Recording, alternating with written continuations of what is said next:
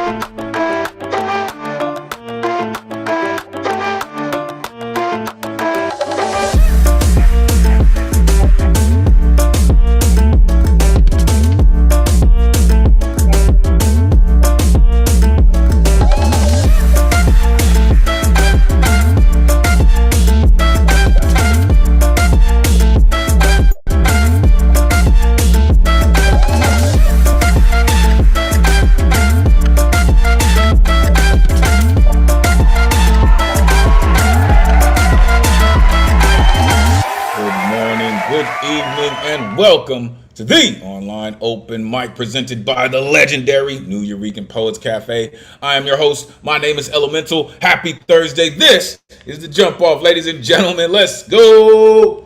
You know how we do. We've been doing this and doing this and doing this well, man. Welcome to episode 116. Tonight's going to be no different, as we have been doing this every Thursday, 8 p.m. Eastern, 5 p.m. Pacific, streaming live on YouTube. If you're watching and you would like to join us in the Zoom, the number's on your screen, 860-4964-4756. Jump in, join the greatest community in the world. Trust, we will show you why it's called that this evening. We've been doing this week after week thanks to some dedicated folks who paid these bills. So we would like to thank the New York City Department of Cultural Affairs, Bloomberg Philanthropies, the Howard Gilman Foundation, and the New York State Council on the Arts for hosting these online events. You can add your energy to the mix with a tax-deductible donation by going to neweurekan.org/donate. Every dollar amount counts and is very, very much appreciated. Make sure you are plugging in with the dopest text in the Zoom verse. The one and only Brian Lee is in the building. The music man is here. This dude is all kinds of incredible. Also, the one and only Ron Mark Thompson, aka RMT. You're not down with RMT by now, damn it. You should be. All the way up in the BX. That dude's dope, man. This is where you can find me, Elemen2al.com. Take out the T, put in the number 2, Elemen2al.com. So many things going on. Make sure you plug in, all right? Tonight's theme, Memory Palace. Rooms we hide in, right? This is really about when the world just gets chaotic, right? Where is that solace that you find in your mind? Where do you go to kind of reset or recenter yourself, right? Or, you know, as a kid, sometimes we find ourselves hiding in places, you know, our favorite hiding spot when things got crazy. So, but if your artwork is not on theme this evening, that's still totally cool. We are still looking forward to all the incredible genius that you have to share with us this evening. Next week's theme, coming at you. Frequencies. Tune your spirit. Oh, man. There's so many things in the world, right? Different sounds, different mechanisms that are happening right now. What frequencies do you resonate on, right? How do you tune your spirit into being back on the wavelength that you need to be on to be as successful as you need to be. So that's what we're going to be looking at next week. Here is a look at the upcoming themes for the rest of the month. We are definitely going to get to it. All right, let's get to the rules so we can get to the artistry this evening. Artists, turn your cameras on. We are trying to simulate a live open mic stage as much as possible. Plus, we love to see all the beautiful exuberance that goes into your artistic performance. Have your artwork ready. All right, I will make sure that the next 5 upcoming artists know that they are coming. So please have your artwork ready. Artists, you have 4 minutes to rock plus a 30-second grace period. All right. Once you start to rock, you will see a timer in the corner of your screen, right? You will see it there right now. It is counting down, all right? Once that timer gets to 0, right? And look, we're just making sure that everybody gets the same amount of time, doing our best. Once you get to 0, you'll hear the sound. Once you hear that, you have 30 seconds to wrap it up, all right? We're doing this to make sure everyone gets the same amount of time. Plus, we're trying to be understandable of the venue of the team, all right? So, please don't make anyone get muted, all right? Just keep it right, keep it tight, all right? We have reached my favorite time of night because this is when we let the artists do what artists do. Sometimes there are explicit lyricists. Some may even bring about some triggering flashbacks. But the founders of our cafe were major proponents on the freedom of speech, and we will make sure it maintains in the vein of everything we do. Therefore, there is no censorship, other than any hate speech or any ism that people may use to manipulate, which will not, I said not, be tolerated. Fuck around and get cute and get the boot, man. For real, we're not playing that around here. What this is a living, breathing trigger warning. Respect the mic, respect the community, respect the artist. All right? I have been warned. This is a true call and response space. After these artists get up here and they share a true essence of who they are, you will see this pop up on your screen. This is when you get a chance to share all that energy, all of that exuberance with the audience, with your colleagues. Like, don't worry about the noise, y'all. It's the rowdiest night of the week anyway. We're going to make sure it stays that way. So share all of that energy and it will be returned to you in the performances of the artists. The guaranteed list tonight is closed, all right? Sign-ups begin 24 hours before the show, which would be at 8 p.m. Eastern. To sign up, you go to neweurekan.org. Click on full events calendar. You click on the Thursday that you want to get down on, and you need that artist RSVP ticket. It's the only way you're getting on the guaranteed list, and they don't populate until 24 hours before the show. Listen, folks, it is a hot ticket, all right? The tickets have been going pretty quick. So if you want to make sure that you're on it, make sure that you're on it. You feel me? All right. Tonight's list, full of incredible artists. Oh, my goodness. When I saw this list, I'm like, yo, it's going to be one of those nights. So let's get to it. There's all my rowdy friends here on Thursday night. What's good, good people? Bonnie's here. Brian's here. What up? The Jedi Master's here. Kathleen, welcome back. Dre in the building, what up? Jazz, Eddie, Mathematics, Lantern's here. Ike is here. Alan Gary in the building. Sam Harty is here. Bill Elkins is here. Catman Bill. Peace to the gods in the building. Yo, it's Maanya. What's up to the homie Simba chilling? What's good? Listen, it's going to be a great night, folks. Truly, truly. Welcome to all of the folks in the building. All right. We appreciate y'all for being here. Make sure you let us know where you are coming from. We're going to get to this. For real. It's going to be one of those. So let's get it. So, setting us off this evening, as he just has a way of doing, this gentleman has such a positive attitude. He has such positive energy with the work that he puts in. He continuously puts it in. He is a contributor to Love Letters to Gaia and I Can't Breathe Volume 2. The one and only Eddie Foreman is in the building. Come on, Eddie, let these folks know where they can find you. Great to see you as always, man. Come on, take it away. Great to see you too, and thank you for pushing on through. And remember that we love you and Robert Thompson and Brian too. Thank you, thank you, thank you. Like they would say, it's one of them nights. One of them nights I feel like going down. Yeah. Oh, thank you, thank you, thank you. My name is Head potential, feeling fantastic. Please, the time you can join my rhyme for feels sublime. I got two pieces, so I take too much time. The first piece is called No Adulting. Not trying to go to space, not trying to decorate your face, not trying to be a dinosaur, not trying to stomp and roar, not trying to act strange, not trying to be labeled strange or deranged, not trying to daydream, not trying to think of being steam. It's a crime, not going to lie. No imagination, I want to cry. We need to break the glass ceiling. We need to think outside the box. We need to use more feelings with reeling. We need to start playing with rocks. That's what I'm trying to say. We need more imaginative curiosity. Life isn't covered in white and gray. It's not one big, gigantic, spewing travesty. Get lost in colors or in the stars. Grasp the powers of imagination. Let's go here, there, and far. Think of it as a stress-free vacation. What will everybody think of me? Are you that obsessed with fitting in? Please take this advice from my poetry, which is be like the blue sea, my friend. What does that mean, you might ask? You are thinking too much for my hunch. It's not a wild, complex, mundane task. Don't think a bunch, but use an imaginative touch. Thank you. And this other one's called You Are. I built a room of my own, not me, but you and I all. Let our imagination run free, scars and bumps on the walls.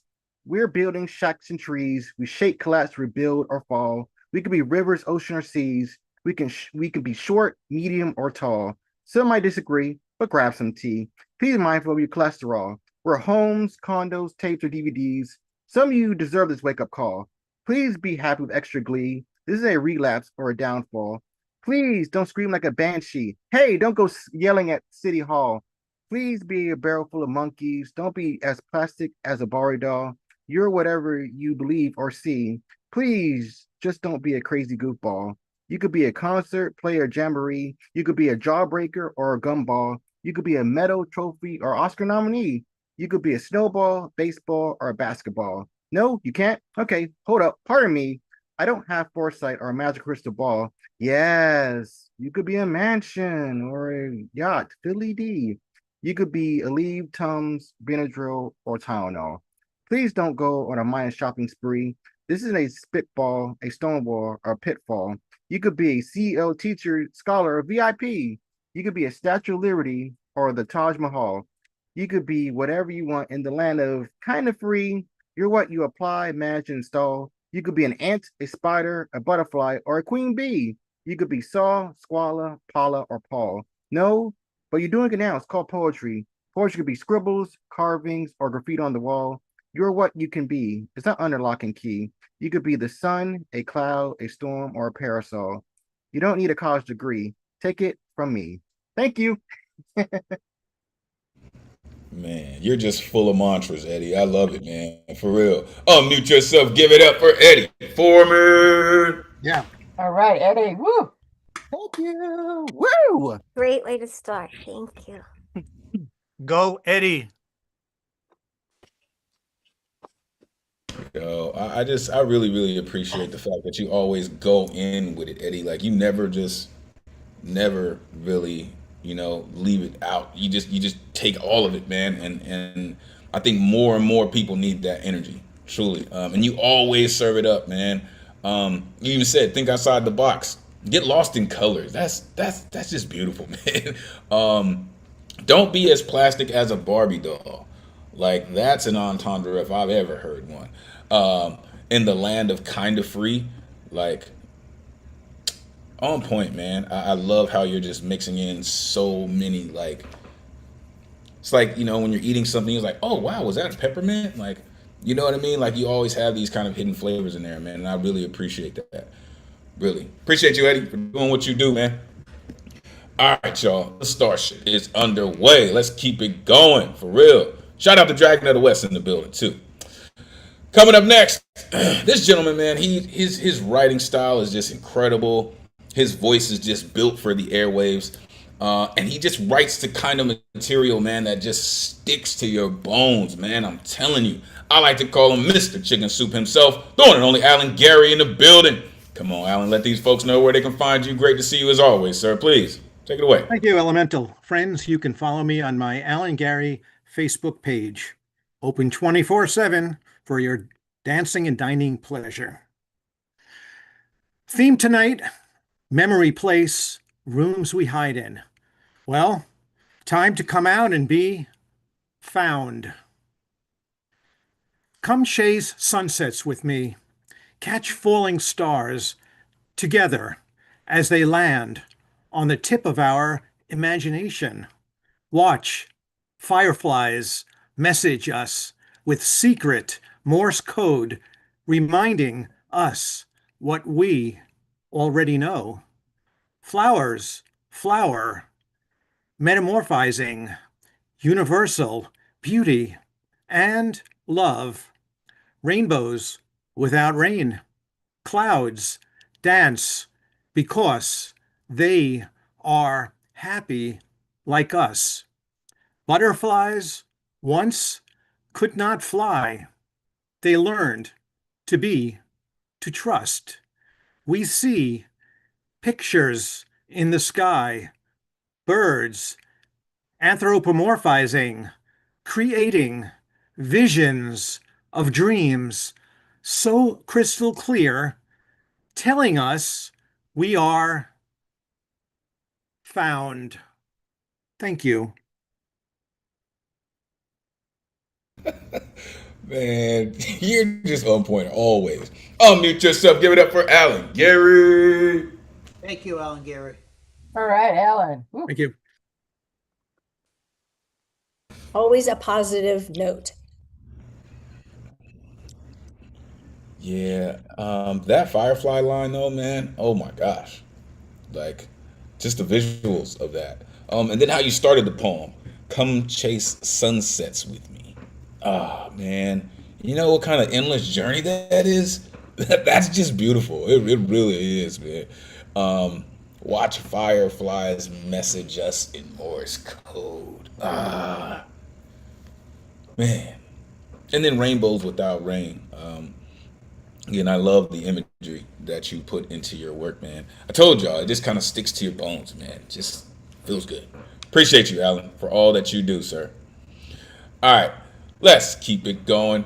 Coming up next, this gentleman, newly published author with an incredible cover to his book. Shout out to family. Love this dude's style, man. You start talking about having such a positive message, being present in the moment and relaying that onto the page. This gentleman is incredible at it. He has done masterful work with this book. Do yourself a favor and make sure you get a copy. The one and only Rich Glinnen in the building. Come on, Rich, let these folks know where they can find you. Always great to see you, sir. Please, take it away. Good to see you too. Thank you. Hi, everybody. Yeah, so as you alluded to, front to back, it's available on Amazon. Ingram, the marvelous Elemen2al wrote the forward for this. So thank you, Elemen2al, as always. So yeah, I'm gonna read just like a poem from that book, from front to back, and then I'll just read two more poems that I wrote recently. I was gonna read a fourth, but I couldn't find the one I wanted to show. I gotta look for that after. So the first poem is called Faraway Harper. And by the way, Harper, all these poems are about my daughter, Harper, and she did the cover. Okay, so Faraway Harper. My daughter is almost 2, nearly 3 feet tall. But as she wanders toward the meadow's navel, she tries on every length she's ever been, then leaves them behind, rumpled in the grass, like paving stones to the past.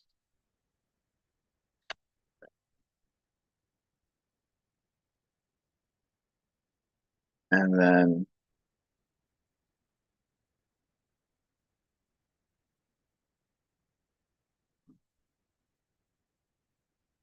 okay, I'll read this one next. So I wrote that one when my daughter was 2, as I alluded to. This one I wrote up to somewhat recently during a particular difficult night. And this is called Bedtime Meditation. Terrible noises result when one asshole's bound with another, which is the case of my daughter and her brother, rampaging in their room, throwing God knows what at the door that will remain closed no matter how long they yell or pound. Even if they reduce it to a splinter mound, I will toss in a needle, a gross of needles, that is, a gross of heroin needles, and will call from the couch to come out slowly, as if your feet are kissing the earth, to quote the wise Zen master Thich Nhat Hanh, who never did have any kids. Okay. And to finish off, I'll read one more non-kid poem. This one's called Goodie Bag. Well, somewhat non-kid poem. It's called Goodie Bag.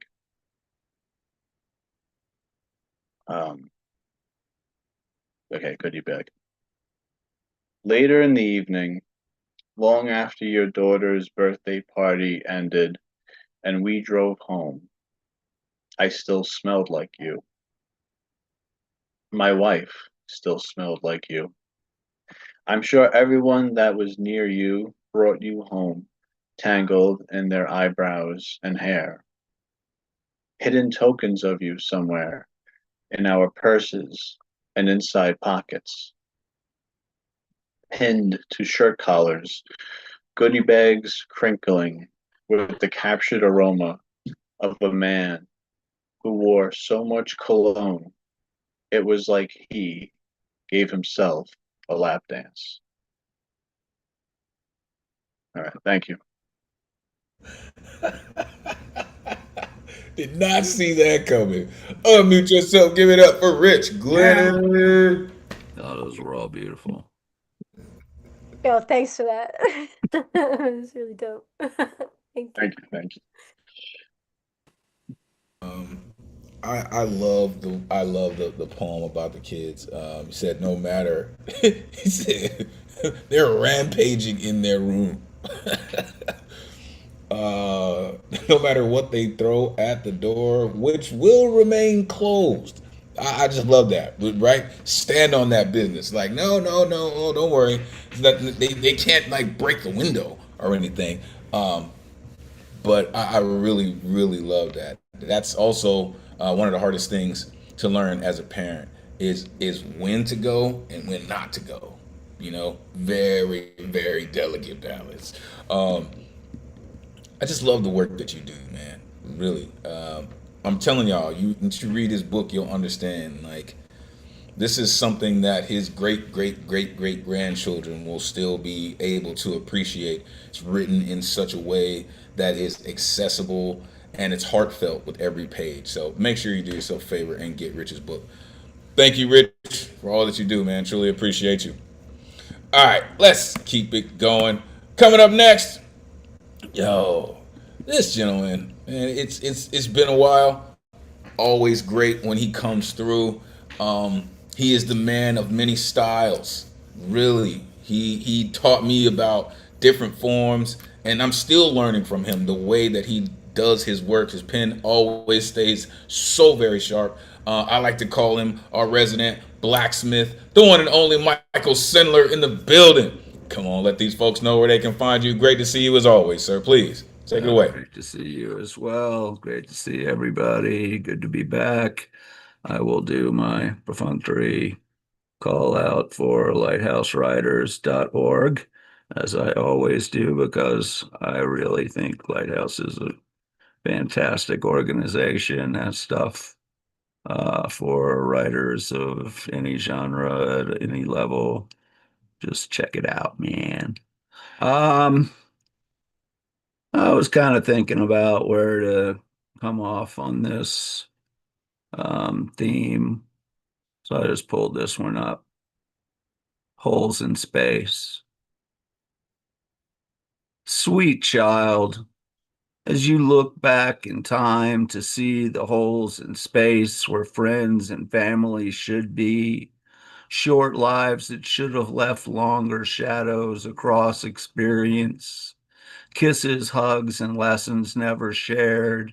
Know that they would now embrace you in communion transcending span of days. These holes you see still let in light, pattern woven round them, stitches all to all, echoes flowering, song exhales, sweet scent from memory and momentum. They are you, and you contain in you at least a part of them. Those known to you are lost before your arrival. These holes may tunnel down to grief, but they fill with wonder. Oh, child, dear child, do not fear to peer deep and discover marvelous tales that mirror your new trail.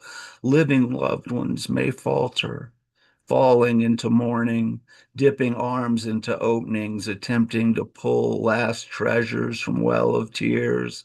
Hold them tight. Do not allow them to fall in and be lost. An occasional drink of salt water passing lips will wake tired taste buds and summon recollection of shared feasts. But these waters of grief do not bubble up to be bathed in. Sweet little one, we wish, as all who have lost will always wish, you could have known or heard the singular spirit encased in each. Lost opportunity deprives us of the sweet and the tender, the hilarious and melancholy character each snuff candle's once dancing flame contained. Look into the eyes of the living behind puddling saline falls. That candlelight still flickers undimmed. Let them kindle, and pass on the incandescence. Let the light that emanates from these holes in space that mark your past, that invisibly led to you to now, stay strong. Sweet, dear, gentle child. The all the sum their lost promise allows. For you have life. And that is what their paid price brought. And you are worth it all. Okay, thank y'all. Oh my goodness. Unmute yourself. Give it up for Michael Sindler. All right, Michael. Yes. Woo. Wow. Really Yeah, like that. that's beautiful work. I mean, Michael Sindler, like you were one of the first people here that when I first came and read, and you were like, bravo, and I just say the same back to you. You're such a guiding light, and so your work is so beautiful. So I'm just glad to see you reading. Really like the tenderness in your tone, Michael. That's a bit of a different edge you've shown. It definitely lends well to this particular type of poem. It almost sounded like you were writing or reading a letter to yourself, to your younger self, right? And when you approach something with that level of care, it comes off just very clean. You said these holes you see still let in light. Those known to you are lost before your arrival. These waters of grief do not bubble up to be bathed in. Like, be all the sum their false promise allows. So when you really dig into your writing, it is absolutely amazing. Please continue to come through and share your magnificent work. We appreciate you. All right, let's keep it going.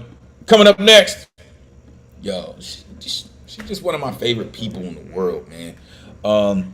She is just fierce. Whether you see her in this Zoom verse or you see her on stage, she brings it every single time.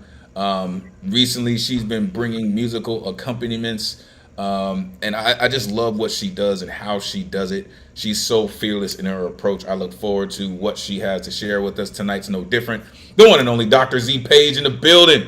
Come on, let these folks know where they can find you. It's great to see you as always. Please take it away.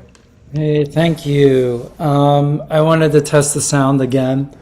Let's see.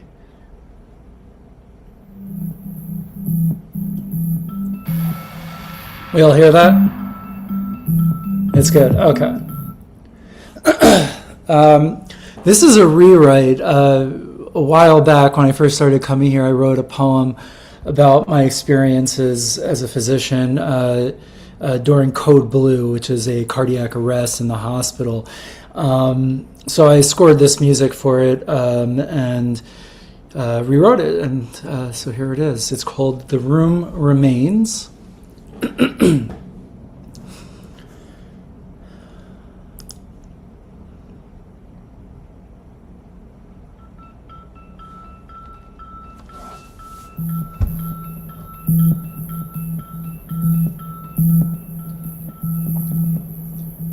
Their pulse stopped when we began. CPR. My hands beat their chests like an engine set at 100 RPM. Ribs crunched beneath my fists. Exhaust became breath. I was rushed to the next casualty. Code Blue.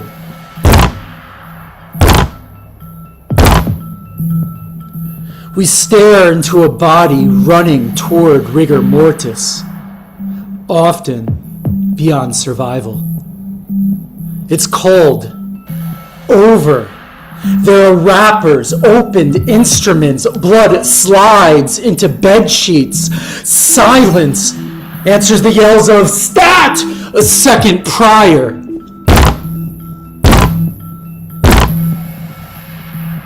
We call for housekeeping of the empty room. But it's not empty. The body remains. It remains. Then is replaced. I was trained to memorize, not to live with forgetting the names of the chests I've touched. The room walks home with me.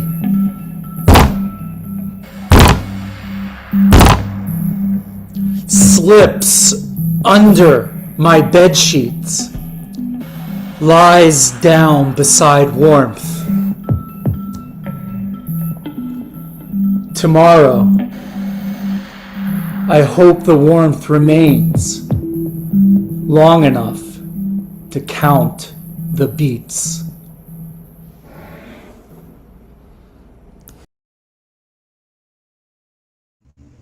Damn.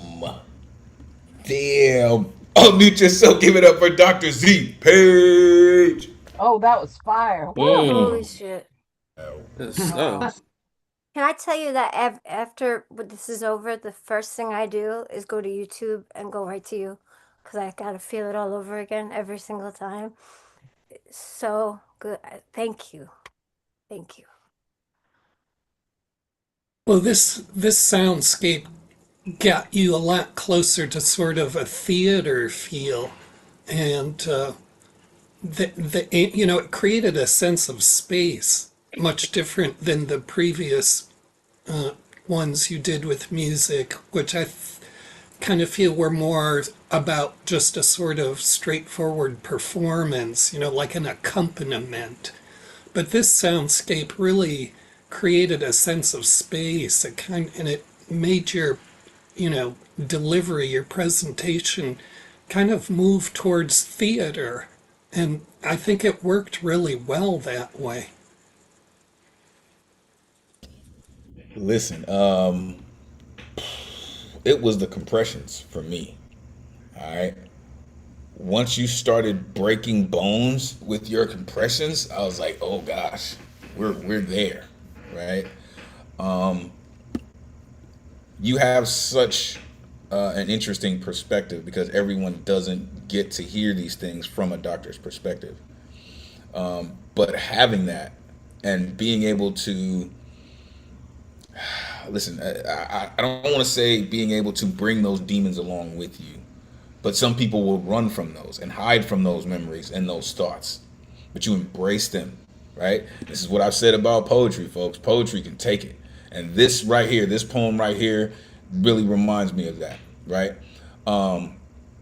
You said a body running toward rigor mortis.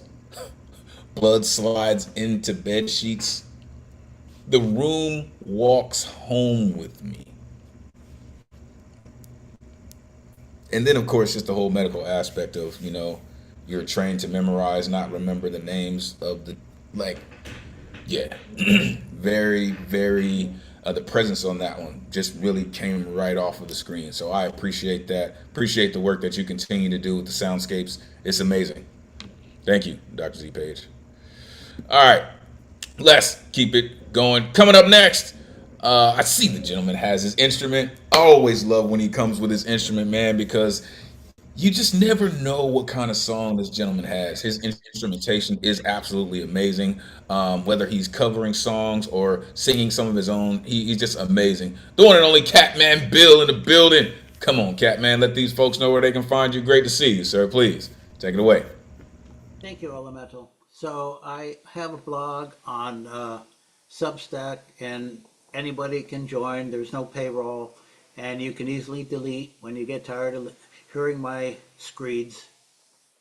So I'm going to perform this song by a woman named Rosie Hamlin, who wrote the song when she was 16 years old in 1960, called Angel Baby. And I do have an audience in front of me.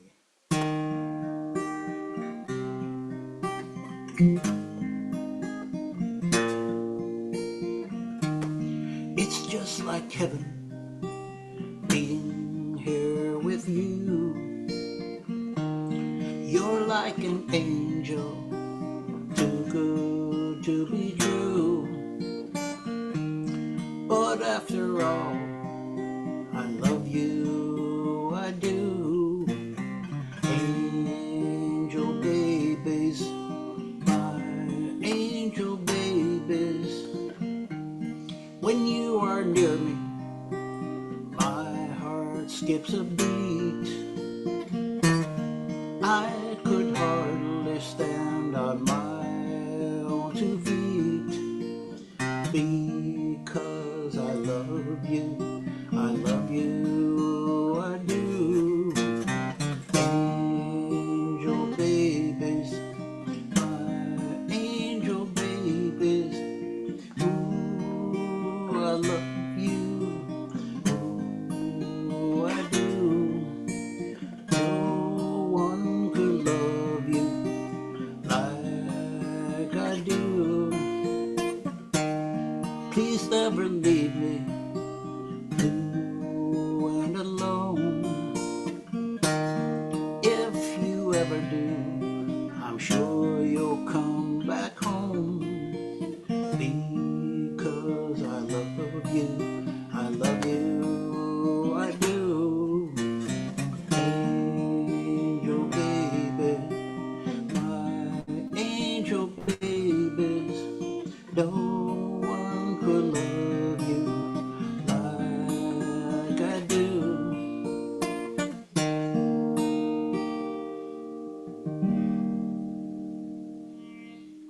And that's not all. Hold on. So now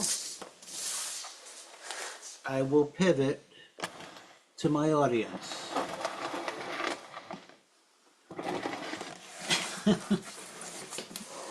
This is hard.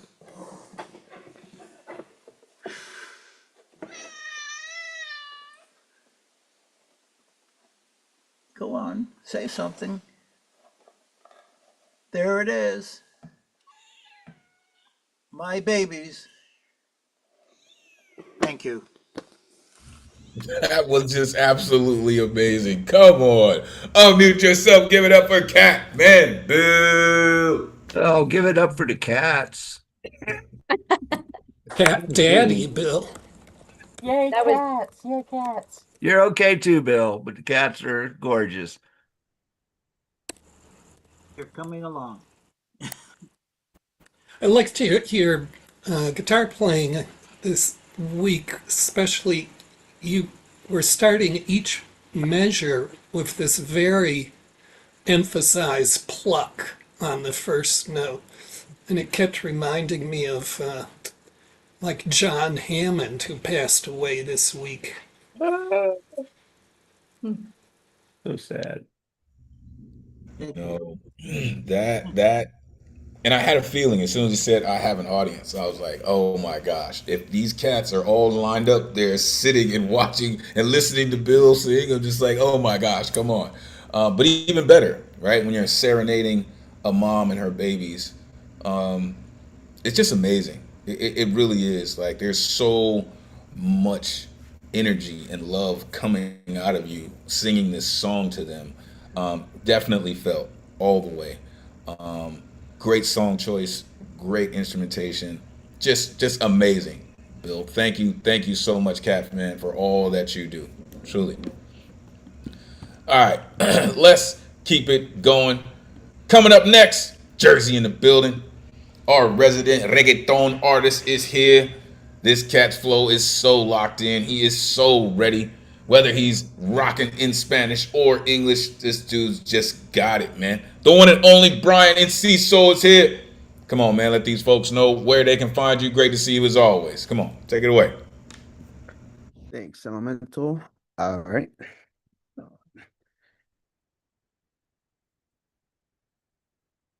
All right. Just kidding.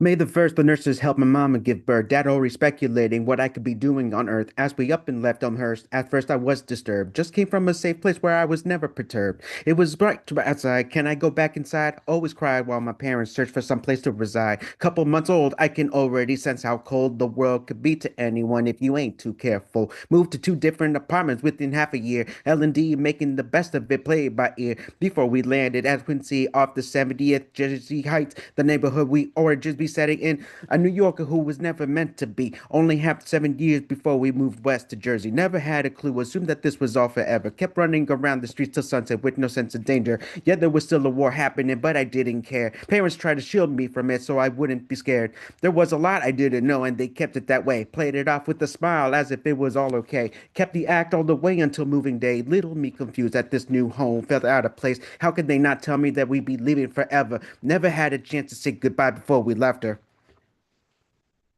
1 year on October on the second Monday. I wondered why this man got his own self-titled day. The founder of this country was from a country of thrones who sailed into the seas in search of other lands of gold. But Chris Columbus knew he wasn't alone in his home. Massacred anyone who didn't resemble his own. But I still want the day off for Columbus Day, even knowing he was only the second to lay claim. To this day, folks still swaying for their side of the debate, pretending he was aiding natives trying to fabricate. Now I contemplate if what they really say really happened that way. My teacher said just open your textbook and turn to page 8. History written by the winners, forget the fallen. The ghosts are coming back, the history's all haunted. Back in the day, you definitely see me brandishing the colors, pledging allegiance and idolizing the founding fathers. Didn't need to read because watching TV was all it took. Cowboys and Indians depicted as heroes and the crooks. Take everything at face value, no need for refutes. Very American like apple pie and burning books. One September morning, it all changed without me knowing. Sorry. One September morning, it all changed without me knowing. The smoke in the sky gave me a deep sense of foreboding. Al Qaeda, now part of the fourth grade vocabulary. The president showed us the faces of our adversary. So be wary, living amongst us can be more enemies. Should I worry or should I join the war overseas? Once I turn 18, so I could represent my country under the guise I'd be a hero, but on the contrary, instead I'm feeling more like a pawn in someone else's game. PTSD and missing limbs and not worth the accolades. Unbeknown to most of us, corruption been taking root. Before the internet changed the way we interpret the truth. Years passed by, so many lies. No one batted an eye, so is it just I? Printed towards reading, telling me one thing. TV broadcast telling me not, it's the opposite. Then my folks wonder why I grew up pretty cynical. Still thinking minimum wage could pay all my bills. Meanwhile, we got waiting for the next event to go through and get blamed for it when it all ends. So excuse me if it seems like we got resentment towards somebody claiming their interests they represent. What if I still got questions? Well, don't bother. Just blindly believe as you were my own mother.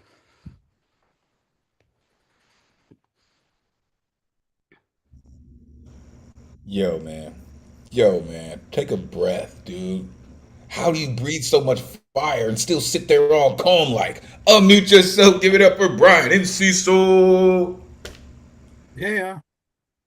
Sound like a New Yorker to me. I don't know. Thank I you. think you did a great job in summarizing the history. I've wanted to try to do that. It's really a hard one to tackle, but I think you did a great job with it. Thank you. Thank you. I wasn't sure if you were doing three different poems or one long poem, but It's one long. yeah, to me it worked as one long poem, but it really had to my listening like these three different phases or three different sections. I thought that was a really great way to kind of organize and kind of move from sort of one period to the next. Exactly. That's exactly how I looked at it too. It was just like changing gears, right? It went into three different shifts, man. But it works, man. Like from make sure you look into the chat too. A New Yorker who was never meant to be, right? West to Jersey. The apple pie and burning books. That was money. He said, I still want the day off for Columbus Day. History written by the winner, forget the fallen. Man. He said the president showed us the face of our enemies. Al Qaeda in the fourth grade lexicon. Like, come on, man. Why would elementary students know that? Like, that's just. But like you said, the internet, man, it really did change the way that we receive information, where we go to get it. And there really is no filter on the internet. It's whatever you come across is whatever you're gonna get. So thank you for that, man. For real. Like, you got heat, man. For real. Keep writing it. Keep burning up the pages. I don't know. Maybe Amazon sells, fire retardant paper. You got work, dude. For real. Appreciate you, man. All right. Coming up next. Yo. All the way from Alaska.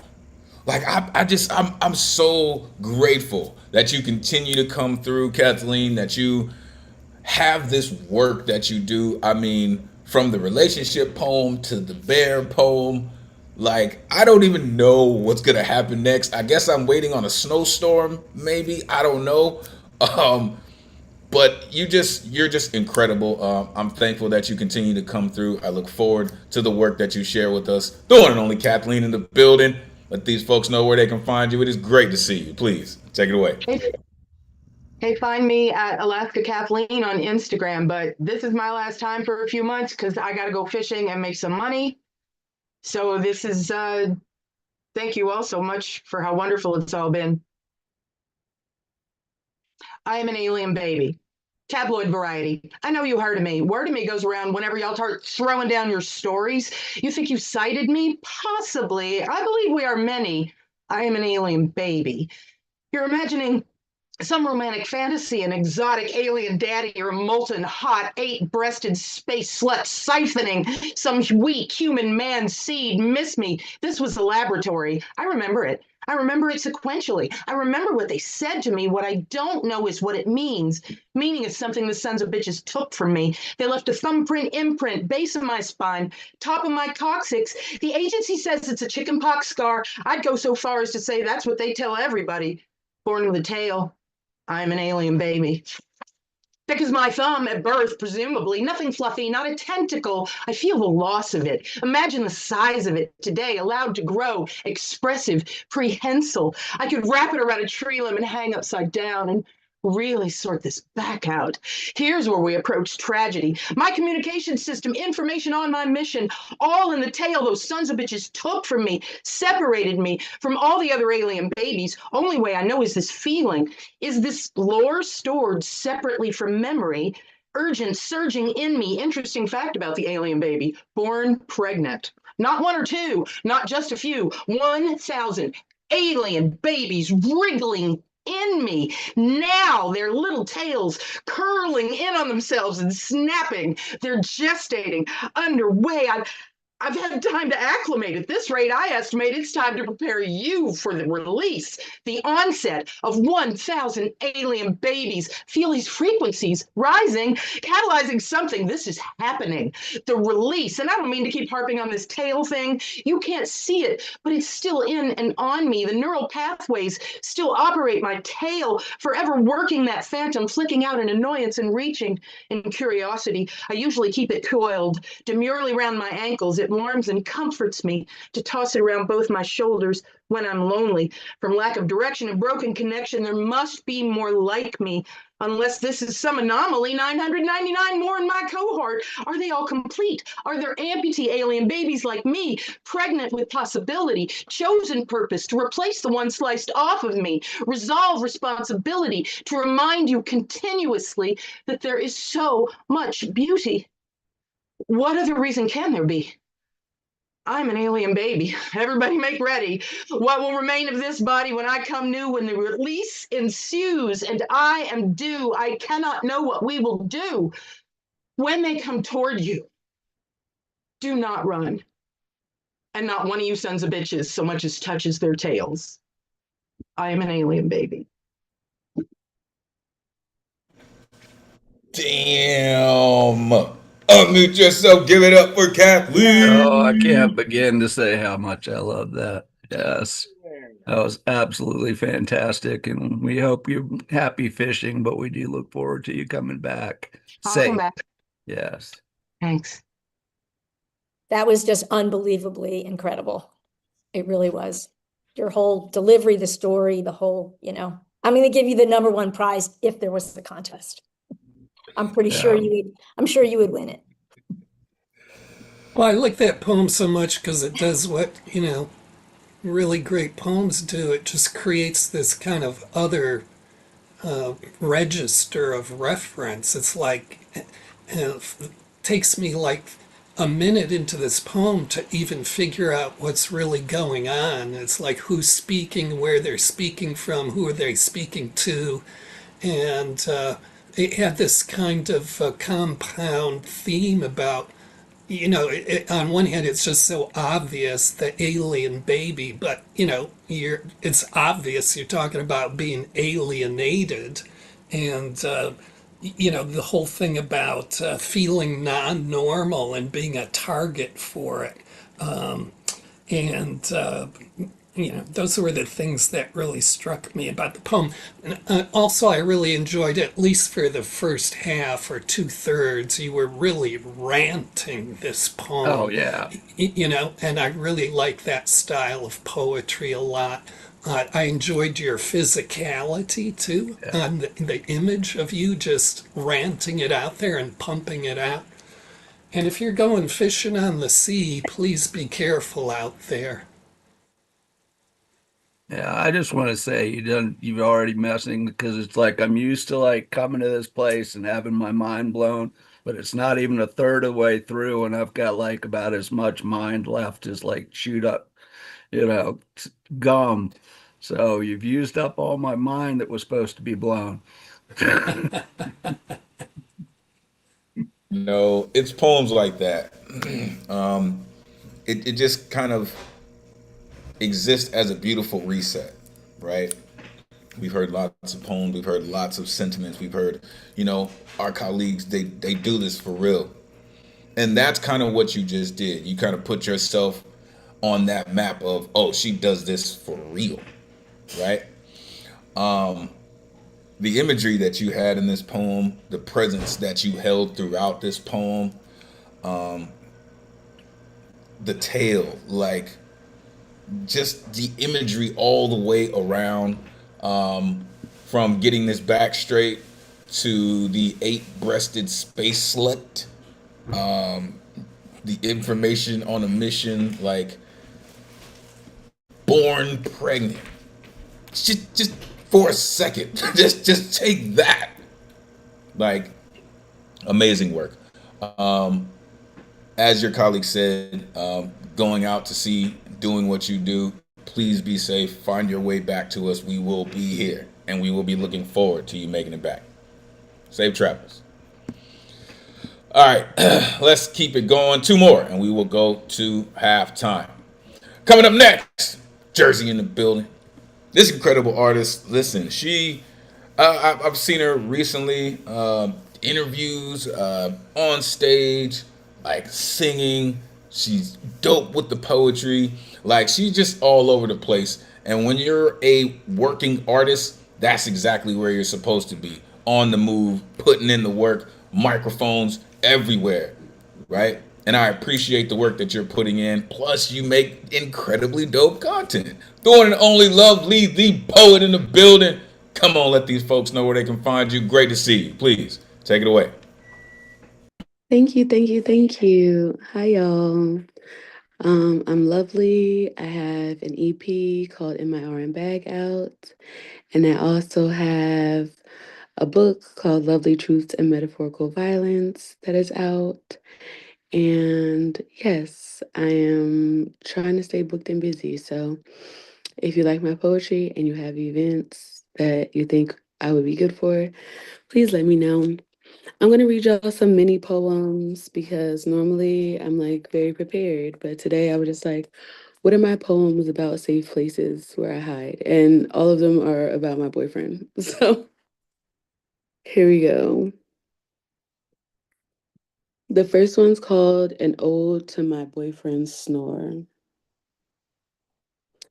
I know someone convinced you your breaths were burdensome once, that your rest wasn't as beautiful because it doesn't buzz quietly behind closed doors. To think a man with a story like yours could sleep without stirring up some kind of commotion.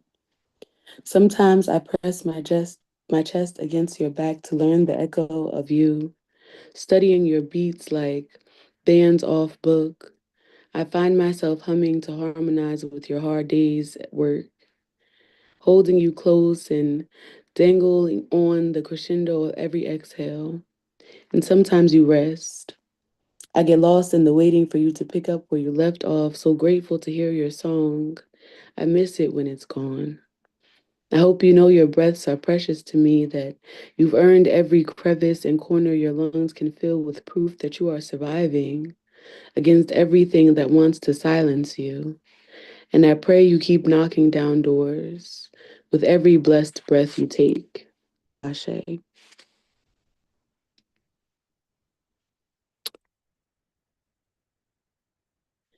This one doesn't have a title, but it's short. You test my growth. People in the past tested my patience. You want what's best. They wanted me to settle for lameness, nameless, mindless bitches and bimbos, idiotic what ifs, and some low blows. I've recovered from a lot more than it looks like. I've done time in the cell blocks of my own mind, burned bridges with matchsticks carved from my rib. You blow me out and remind me I'm not less than. The world to get heavy-toted on my shoulders. They say that it's warming, but it feel colder. I swear I'm more grateful whenever I see the sunshine, like your smile when we get us some us time. And the last one's called Wireless Charger. My man put a battery in my back like wireless chargers. I lay on him and get charged up like when my toes touch his in the middle of the night, my whole soul feels all right. I mean, I light up from toe to head, from left to right and back again, because he make me feel like Christmas trees. Like the one in Rockefeller Center, to be exact. He's like, if a rocket fell into my center, heated me up till I blasted off to the moon and I pocketed a couple stars on the way. He like really good gas that's also affordable. His love don't come with tax. As a matter of fact, he blew me away when I met him. His perception was otherworldly, like lessons he came to teach. Couldn't be learned by me without him and his speech, his reach, his tone. Curved me like curves and organs and hymns. He give me church from home, my sanctity, his sanctuary. Give me prayers and poems, his thoughts just come with the territory, but they stick with me like memory foam. And I ain't never want to live in a backpack so badly. Back pocket, back seat, Just take me wherever you need me, 'cause your loving makes me needy and easy, talking slick like curls on Easy E, just so you'll take me back to your place. You sweet to me, but pleasing me give gangster like NWA. It's a little bit more about stuff. Wow. Let's go. Let's go. Unmute yourself. Give it up for Lovely the Poet. Mm, I like that. Thank you, Those were some thank good you. pieces. Talking slick like curls on Easy E. Mm-hmm.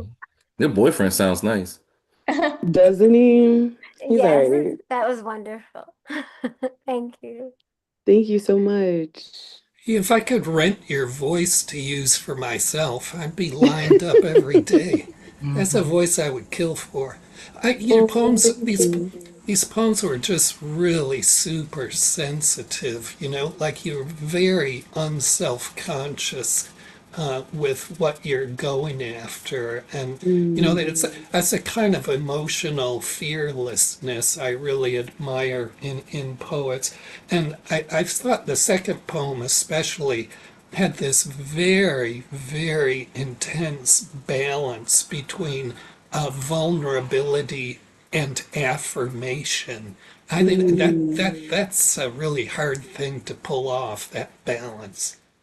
That Oh, right thank you so there, much. that right there, Paul, I was thinking the same thing. At sharing vulnerability the way she did, and she did it effortlessly. And for me, that's a sign of strength. You're so Oh, good with wow. yourself. That's tremendous, lovely. Oh, I appreciate you guys so much. Yes, it has been a long day, and I was just like, what can I go with this theme? And my muse is always like my safe space, because he just makes me the most vulnerable in all the good ways. So shout out to him. But I That's the way it appreciate you should guys. be. You lucky. I am. But then again, so is he. uh, you know, when love comes from a very loving place, you end up with artwork like this, right? She said, just touching your toes at night, right? It's the smallest things. It's I grazed your shoulder as I was passing. It's like it's those moments, right, that are not super intentional, right? She said, I put my chest to your back to learn the echo of you, right? Humming to harmonize your hard day's work. I pray you keep knocking down doors, right? So it's just how you're just giving back to this love that you're receiving, right? Done time in the cell blocks of my own mind. He put a battery in my back. He made me feel like Christmas trees. He like really good gas that's affordable. He give me church from home. I'm gonna let y'all decipher that. I appreciate that work. Really, thank you so very much for coming through. Again, sometimes it ain't all the way, but you put in the effort and it comes through amazing. So we appreciate you, truly. All right, one more, and we will go to halftime. Coming up next, this artist, man, she has come through, and she has been consistent, and she like her and her pen probably like they need a referee because they wrestle hardcore for real. Like I just really love when she gets down. I'm digging your style completely. I don't hear anyone hiding in the shadows of your verses or in your voice, and I appreciate the originality of it. The one and only Dre in the building. Come on, let these folks know where they can find you. Great to see you. Please take it away. Hi, thanks. I remember it's Dre.poetry on Insta. So, okay. I stuck with the topic, which was frighteningly appropriate, but there are no coincidences ever. Ashe. So,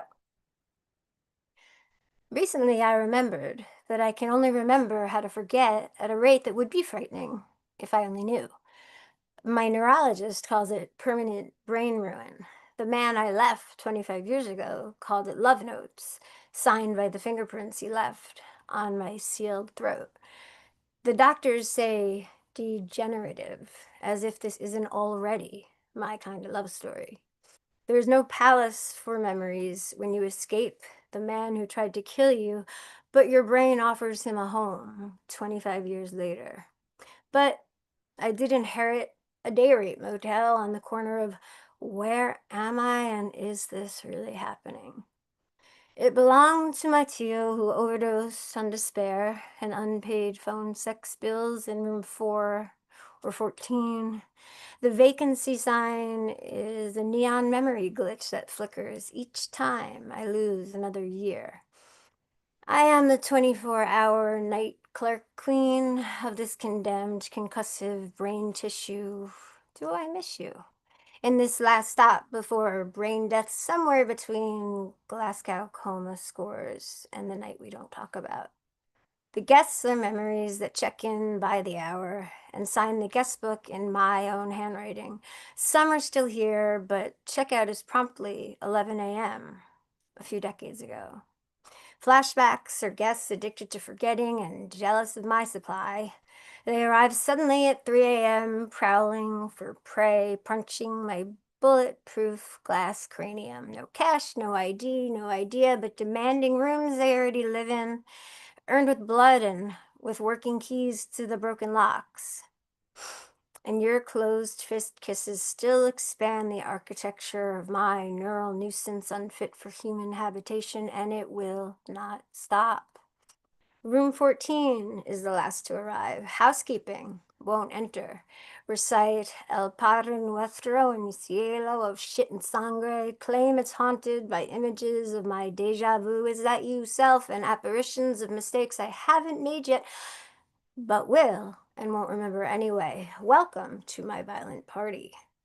Room 3 left behind muddy clothes in my size, my favorite novel, notes in the margin reminding the reader to sketch an image of their face. For the sad, sorry night clerk who sits and watches herself walk the hallways all night on the security camera, simultaneously going outside for a cigarette every 3 minutes, but stays wondering how the packs empty so quickly. Room 7 never needs cleansing. The smell of antiseptic seeps under the place the door is, or once was. The lights won't turn off, despite the busted fuse box brain. The key is broken in the lock with a key tag I don't recognize on the wrong logo. On slow nights, I am doomed. No, I doom scroll social media, sending postcard memories from parties.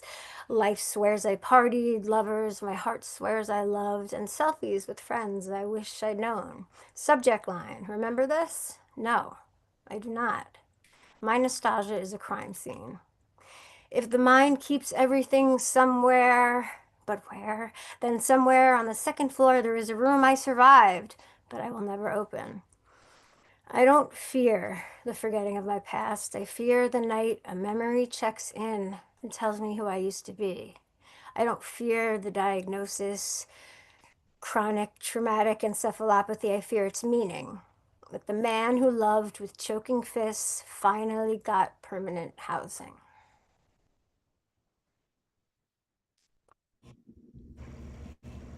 Yeah. Yeah, y'all were all here too. I was too. Unmute yourself. Give it up for Dre. That was a spell. That was so powerful, unbelievably powerful, amazing. Yeah, kind of spooked by you, Dre, because for about 40 years I've talked about a period in my life that I could only describe by saying, to survive myself, I had to look at myself as being like a building, and I had to empty every single room in that building. And then to recover, I had to choose the few rooms that were safe for me to go back to. So hearing this, you do this poem was just wiping me out. And I found that, if we just want to talk about it technically, the hotel as a metaphor, it's, I thought it was brilliant in how it helped you structure the poem, not just use the metaphor for generating images, but it helped you set up the way you progressed through the poem. And to me, that was a really brilliant technical feat to pull off. Yeah. At first, I was thinking, man, if the Bates Motel were a poet, it would sound like Dre. And all the stories it would tell. This is a masterpiece. Just from permanent brain ruin to fingerprints he left on my sealed throat, but my brain still offers him a home 25 years later. The vacancy sign is a neon memory glitch. Addicted to forgetting. Working keys to broken locks. The shit in Sangre line, like, come on. Like, come on. My heart swears I loved. My nostalgia is a crime scene. I know it's not easy going to places like that and having to really kind of sit in those moments to be able to tell those stories. That is not easy. That takes lots of courage. But this is why I say at the end of each night, cowards get buried here, right? Because this is how you reclaim your strength, is in poems like this. Amazing work. Thank you for being vulnerable enough to share it. And then body that shit. Like, golly, body that shit. Appreciate it. All right, folks, we have reached halftime. This first half has been absolutely amazing. We have 10 more artists coming up on the list that are going to be absolutely amazing. So please stay tuned real quick. Let me shout out Dee Librarianne. What's good? Traveling Poet Society in the building. Our resident descendant of the Starship Enterprise, Garland Thompson, in the building. I saw Nemo Soom came in earlier. Sydney, Zara, Micah, Kaylin, Jenny in the building, Chloe, Ava, Matthew. Listen, all of y'all, Nora in the building, Christopher in the building, like everybody who came through. I truly appreciate all of y'all. It's been an amazing night.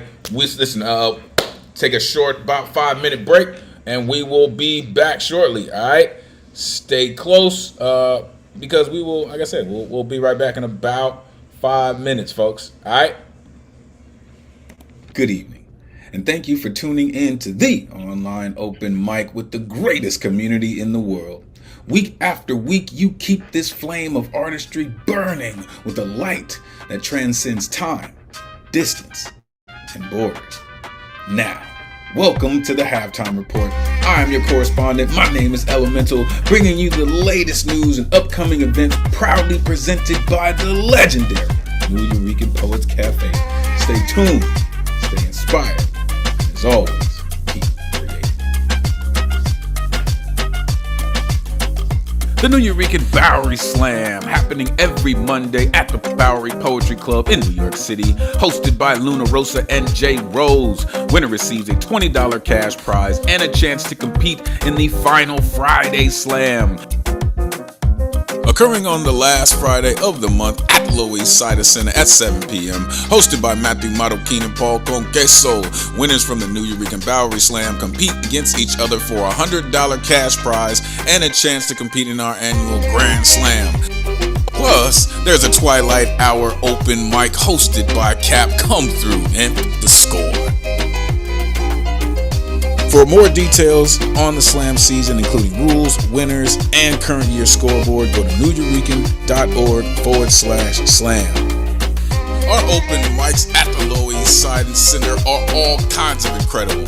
The venue records high quality audio and video of all performances, and they are live streamed to the Lower East Siders and New Eurekan YouTube channels. All except our first Wednesday of every month, we have Women's Orator Wednesday, aka WOW, hosted by 2024 Grand Slam champion Somebody's Mama. The remaining Wednesdays of the month, we have the New Eurekan Open Mic, hosted by Brian Acosta Aria, aka Brian the Motel Guy. Make sure you plug in, it is going to be something special. Our online programs, which are absolutely free, include the online open mic hosted by yours truly, weekly on Thursdays via Zoom and live stream on YouTube. All styles are welcome. Every artist has 4 minutes to rock with new themes every week. The Slam Workshop, happening on the second Tuesday of every month via Zoom, hosted by the National Youth Poet Laureate Stephanie Pacheco. When you sharpen your craft, you sharpen your performance. Make sure you plug in. There are many other in-person and online events coming up.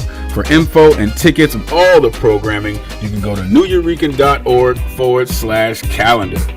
Our social media and website and other links, including how to sign up for the mailing list, you go to our Linktree/New Eurekan Poets Cafe. Visit our YouTube channel to catch past live streams of online and Lower East Side Center open mics, beatniks, and special events at Battery Park City, Poetry House, and NJ Pack. The New Eurekan Poets Cafe is a non-profit 501c3 organization based in New York City on the Lower East Side. Ticket sales and grants don't cover all of our programs and operations expenses. So here are ways that you can help support us in our mission to continue with moving poetry forward. Our merchandise, shirts, hats, and tote bags available for purchase at our New Yo table and in-person events, or go to newyourekan.org/merch. Spring and summer collection coming soon. Also, check out and subscribe to our Patreon site. Gain access to video recordings of in-person events not available online for the public. Go to patreon.com/New Eurekan Poets Cafe. Special thanks to our tech team, our programs and operations team, all of our hosts, our executive director, and all our sponsors for helping us to continue to move our artwork forward. We appreciate you for all your continued support, helping us to keep the spirit of artistry and inspiration of poetry alive and moving forward through the spirit of our founder. Brought to you by Elemen2al Vision Works, inspiring change through passionate poetry and creative production. Your energy and passion truly make this community something special. Thank you for all your artistry and your genius. Truly can't thank you enough. We appreciate you. Now, back to the show. Peace. Oh yeah, folks, we are back in the building. Let's pick it straight up where we left off. Coming up next, this incredible gentleman, man, I'm telling you, just one of the best at it. For real, a warrior in every sense. Author of Four Crescents, author of Black Calculus, Evaporating Rage. This pushcart nominee is not just an author, not just a poet, not just a playwright, but just a really, really dope human being. The one and only Noah Mathematics in the building. Come on, man, let these folks know where they can find you. It's always great to see you. Please, take it away. Hopefully you'll be finding me here on a Thursday night. Okay, so I got 2 pieces. First piece is following the theme, and it's titled Memory. Epigraph, a porous filter, the surreality of love. Mathematics.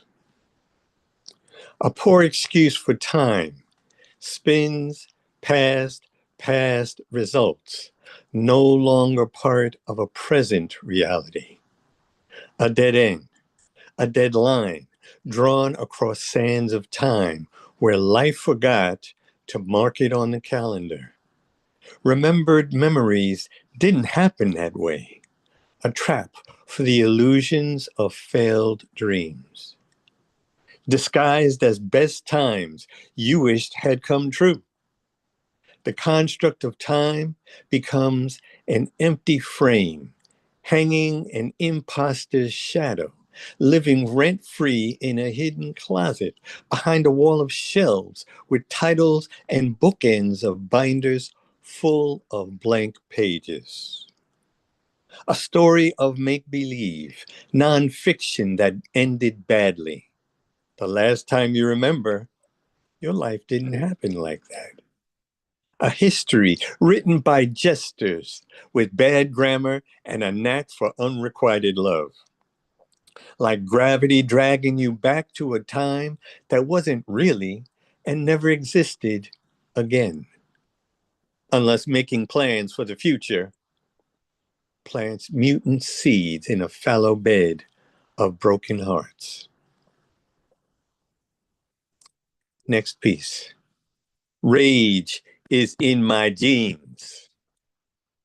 From before I became human, unbecoming, air and water, free flowing, free doing, free being, mashed into flesh containers, crushed against other bodies filled with bones and blood and hearts that break. When I could be all the unseen dark matter, invisible, though naked to the eye, prayers are breath. I am a glimpse of a breeze. Peace. That's it. I am a glimpse of a breeze. Golly, man. Unmute yourself. Give it up for the maestro.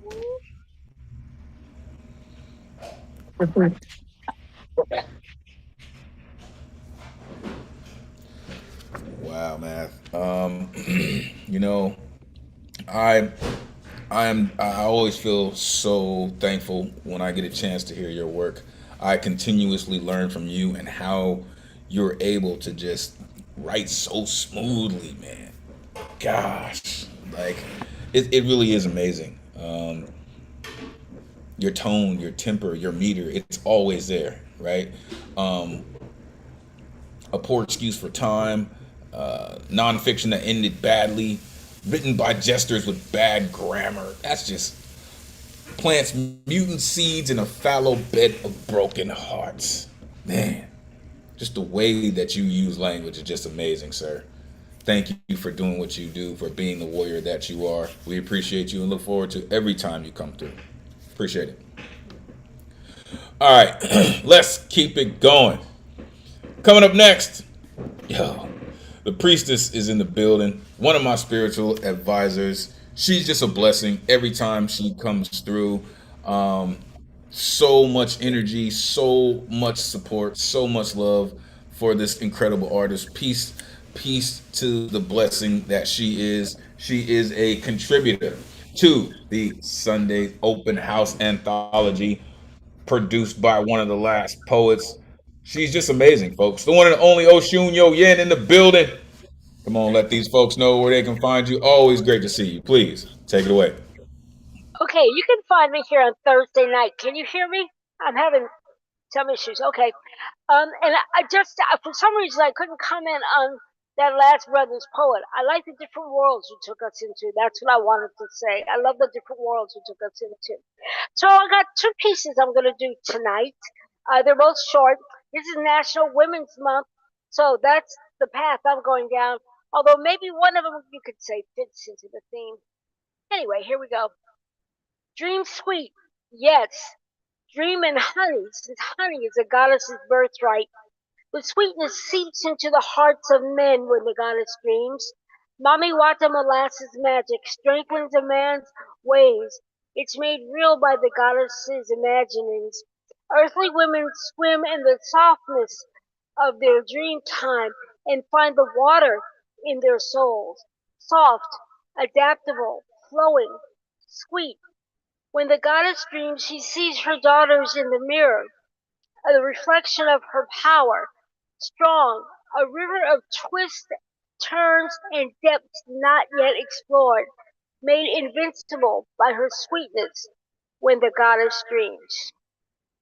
Okay, the next one is called We Be She. That was We Be She. Okay, We Be She who brings forth the waters. Waters from the womb. wonders, and wisdom. We be she who nourishes life, laughter, and love. We be she who was chosen to establish, keep, and ensure the cosmic sacred order. To work intertwined, hand in hand, head to head, heart to heart with men. We be she who, well, you know us, Mat, Seshat, Aset, Oshun, Yamunja, Mamiwata, Oya, you know us, countless names, one power. We be she who works through our daughters. Remember that. Our power works intertwined, hand to hand, head to head, heart to heart. We be she who can't be left out, ignored, or disrespected. Just try running the universe without us, because we be the eternal she.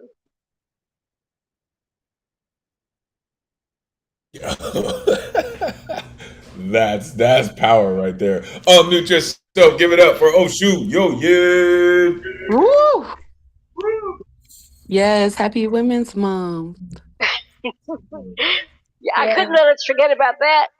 Thank you. I totally forgot about it, especially in all the stuff I do. I'm surprised. I'm so glad you did that. It was great. Thank you. Try running the universe without us. Well, they're trying. Yeah, they've been trying forever, haven't they? So, yeah, as everybody's been saying, it's just so important, with your voice here and this. It's more than advocate. It's testifying to rematriation of cultures in general. So it's just a blessing every time I hear you. Thank you so much. Thank you. Thank you. Thank you for that. I needed that. Bendición. Thank you. Thank you. Listen, y'all. I told y'all she was just a blessing, right? That second poem, I think, is just gonna resonate with everybody. The first one, absolutely lovely, right? You mentioned the molasses magic. When the goddess dreams, she sees her daughters in the mirror. I love that. But we be she? Oh my goodness. We be she who nourishes life, laughter, and love. Well, you know us. Countless names, one power. We can't be left out. Like, listen, listen, they may try to, create a world without y'all, but I don't want to live in that. For real. No. I'm not doing that. So, thank you so much, Priestess, for all that you do, for all the support. Truly, truly appreciate you. All right, let's keep it going. Coming up next, all the way across the pond, where it is wicked late, the most eloquent writer in the world. This gentleman and Love have a thing going on, man, like Billy Paul and Mrs. Jones. I'm telling you, it's down to the bone marrow with this dude, for real. The one and only Lantern Carrier in the building. Come on, Lantern, let these folks know where they can find you. Great to see you, brother. Please, take it away. Thank you. I want some along the dark corridor of solace, hiding in a labyrinth of doubts and confusion. Tolerance and anxiety were the only solace for my saddened soul. I cried on the red-stained carpet of guilt and regrets, felt the agony of pain on my bed of desires and expectations. Alone and naked were my state, in fettered chains, no outstretched hands to console me. I needed a powerful remedy, love, my lost. When love to lock my blood flow, let go of my own fears. She finally came, and I emerged victorious. My beloved directed me to portals of paradise. My heart came a melody, following the voice of love. Oh, Queen, how can I express my dying love? You sing on the wings of my memory, turning my heart in the here and now. I saw the splendor of my visionary tomorrows. I am but your firefly, You my 10,000 moons. I was lost in the abyss of toil and darkness, but you came, took me from the gutter of gloom and rejection, taught me how to glimmer at your feet. Now I speak of a love that burns like fire, making the rich rouge of my blood shine like radiant roses. At nights my lights glow dim in the bedroom as I lie on your sweet serenity of divine solitude. This love hits so differently from a heart once wounded by passion. Now I experience the agony of longing for your kiss sublime. My plight was but a pit of emptiness, choking my happiness, locked in the grip of fear and remorse. But you transformed my woes into a carousel of lustrous joy. I am but your lover dressed in fire. I carry the attire of a soul drenched in love so deeply that I am not aware of thy sweet flames, which serve only to comfort me, even as my heart melts in the agony of sweet surrender. I am but your firefly. You are my 1,000 stars. I am your moonlight. You my 10,000 Orions. I feel ashamed, especially when I think of rainbows and horizons. I was once so fond of them. Now with you beside me in this oasis of peace, all else pales into insignificance. I open my mouth, you feeding me with the food of an unbounded love, while the lilies twirl with gracefulness and the willows whisper your name. This wine is not the wine that says, my baby left me, nor is it the one that found me in strange places after a drunken feast. No, it is more like you and I, returning from a Shakespearean romance where the women whisper, wow, that scene was flawless. Now we soar in the wings of paradise, my soul a conduit for thy love. But who knows, my Nubian goddess, my regal majesty? You always say that it is for others to decide whether we're peerless or unspoken, that it is best to remain silent. And so we do, as the soft breeze hugs our warm cheek with the sweetest of all intensities, and we blend as lovers drunk on the lap of bliss delight. The Lantern Carrier. Thank you. The lantern carrier that could light up a desert with what he does. Gosh. Unmute yourself. Give it up for Lantern Carrier. That was an incredible tribute. Good stuff. That was beautiful. Thank you. Thank you. You know, I often try to, listening to a person's work over time, I often come up with this kind of question about what is poetry giving this person? And with you, there's really no mistake or wonder about that. It's so obvious what poetry has given you.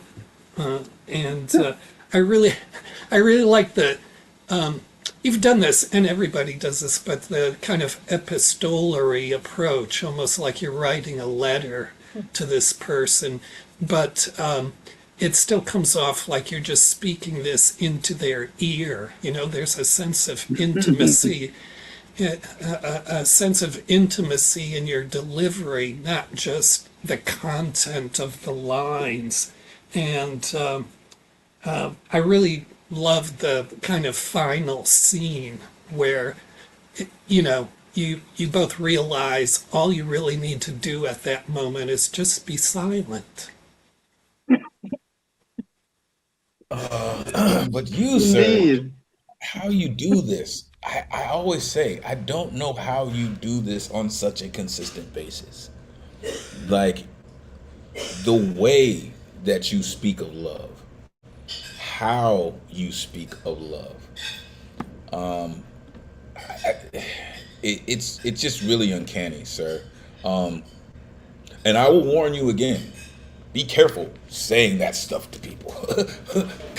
Listen, you'll never get rid of people saying stuff like that, man. They'll just lay there. Just, okay, I'm ready for my next one. What else? Like, it's just amazing work that you do, Lantern. Like, my heart melts in the agony of sweet surrender, longing for your kiss sublime, the oasis of peace, feeding me with the food of unbounded love, my soul a conduit for thy love. Like, come on, man. Like, come on, man. Like, really, like, you are really knocking on a Shakespearean type of experience when you do things like this, Lantern. It is absolutely amazing. Please continue to do just that. Thank you for sharing it with us. All right, let's keep it going.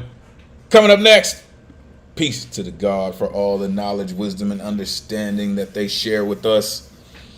This incredible gentleman had a feature last week at the Final Friday Slam. Listen, you missed an incredible performance. He just commands the room every time he's in it, with his presence, with his prowess, with his musicianship. He's just all kinds of amazing. Also a contributor to Sunday's Open House Anthology, published by one of the last poets. This gentleman, just having conversations with him, he knows everybody. Everybody who's anybody in the world, man. This cat either knows him, knows somebody who was next to him, or played music with him. He's just that dope. Came to do lots of things, but I guarantee he didn't come here to tap dance. The one and only Bobby and Ngoma in the building. Come on, let these folks know where they can find you. Great to see you as always, God. Take it away. What's up, y'all? You can find me here on Thursday.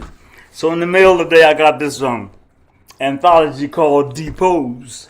It's an anthology of working class solidarity, and I got 2 poems in there, so I'm gonna do them today. There's a new world coming, everything's gonna be turning over. Everything's gonna be turning over.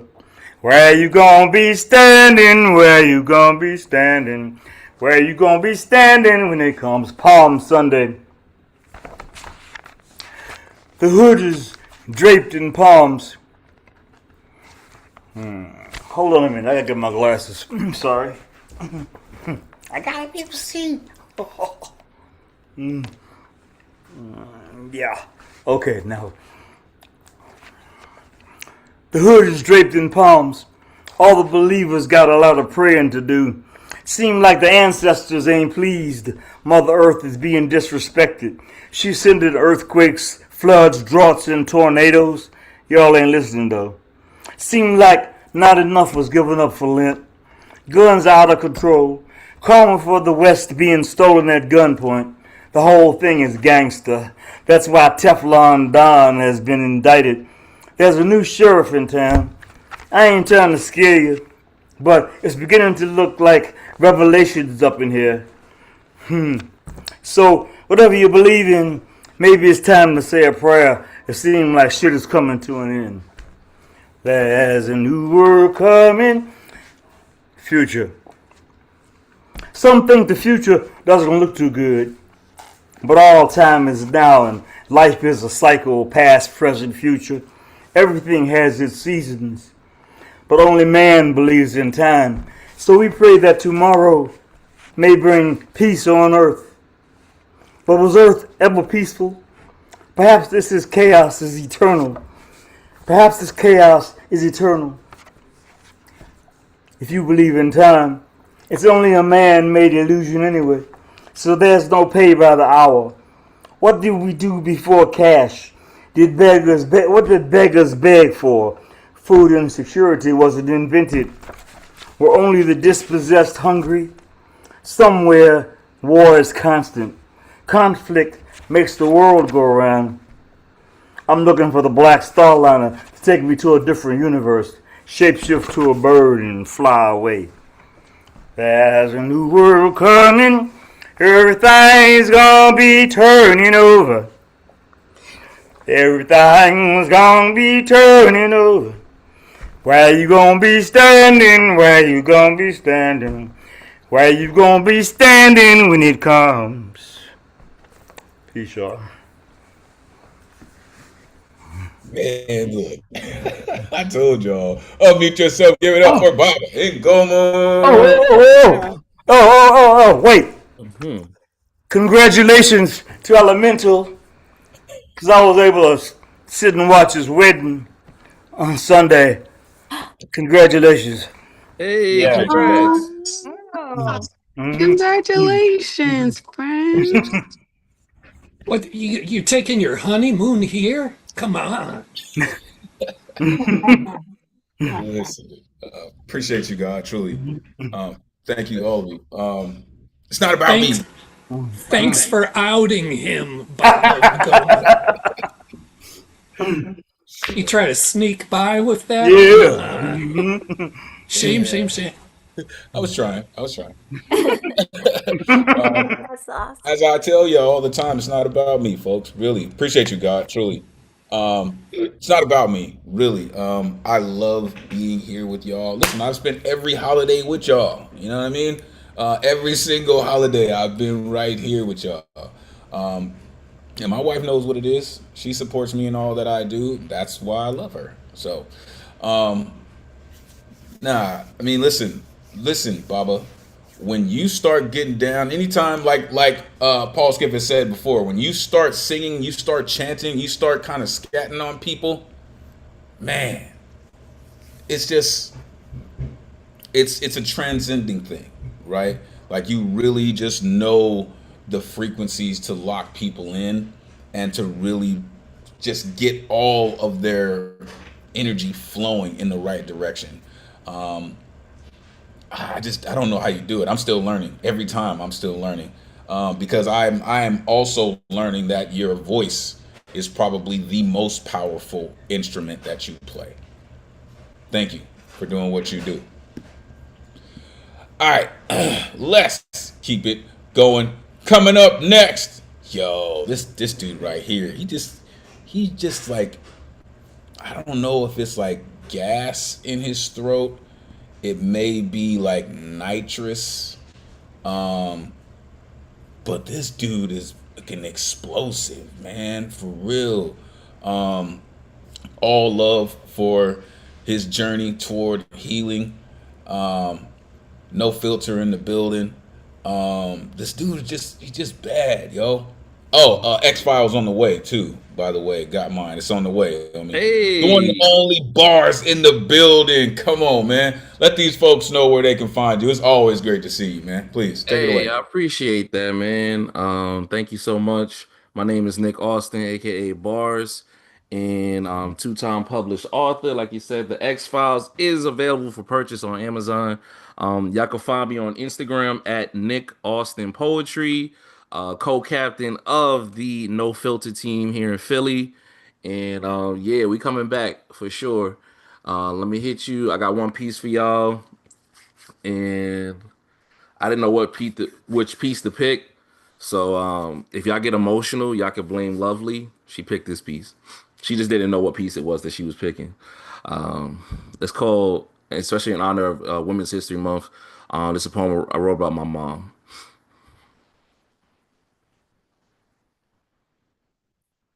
One of my favorite pastimes as a child was cracking yo mama jokes. Like, yo mama's so big, she on both sides of the family. Or your mama's so broke she can't afford to pay attention. Or my mama's heart is so weak, it's only operating at 50%. I'm not joking. But that was my half-hearted attempt at a punchline. I'd be lying if I told you this news didn't hit me like a Mike Tyson uppercut directly to the rib cage. I can't stomach the notion of her being so broken, especially after all the time she used her heart to fix me. Whether going bowling, trips to the amusement park, or to the movies to see the new Denzel, because my mama loved her some Denzel, and well, those are the days.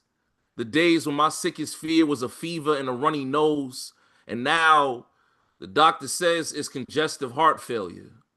The cruel irony that failure might lead to my mama's passing. How can I focus on performing my passion when my number one fan won't be in the audience?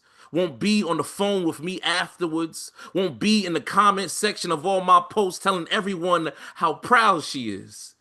Tell me, why is the Reaper's sense of humor so grim that he would choose the solar eclipse, my main source of light? It's like my entire world revolves around her, and I wish God would just let me be John Q so he can cut out this heart and I can give it to my son, the brightest star that I know. And I know I've been training for this day since the day I first learned that our wicks won't always burn. But that doesn't mean I'm emotionally equipped to handle the melting of her candle. I'd rather you set me ablaze, make me a man on fire so I can give her the warmest hug imaginable. Close your eyes and imagine a bull being in this world without any mama. But it's not just any mama, it's my mama.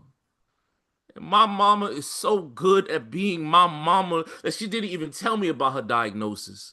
I had to hear it from my aunt 1 hour before a poetry slam. I'm busy fighting to hold up a trophy when I should have been by her bedside holding her hand. You don't understand. As many times that I've competed in a slam and made it to a final stage, I pray every day that she don't make it to 1-2. I'm sorry. But my mama's love is so big it reaches both sides of the family. Yet, my mama's heart is so broke, it's cracking mine up just thinking about it. Sadly, some of y'all already know this joke far too well. And for the rest of y'all, yo mama is so lucky she don't know her expiration date.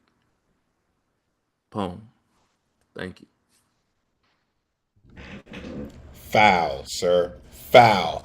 Protest. I protest. That's not even okay. Not even a little bit. Unmute yourself. Give it up for bars. Blaming me was crazy. I love the poem though, but I don't understand how I got thrown under the bus as well. Yeah, love that poem, brother. Thank you. Yes, sir. Wow. Beautiful. Thank you. I just tried to hook up with you on Instagram too. Appreciate you, man. All right. Yeah, appreciate you putting yourself in a vulnerable place, but you know very well this is the place where you can do that here.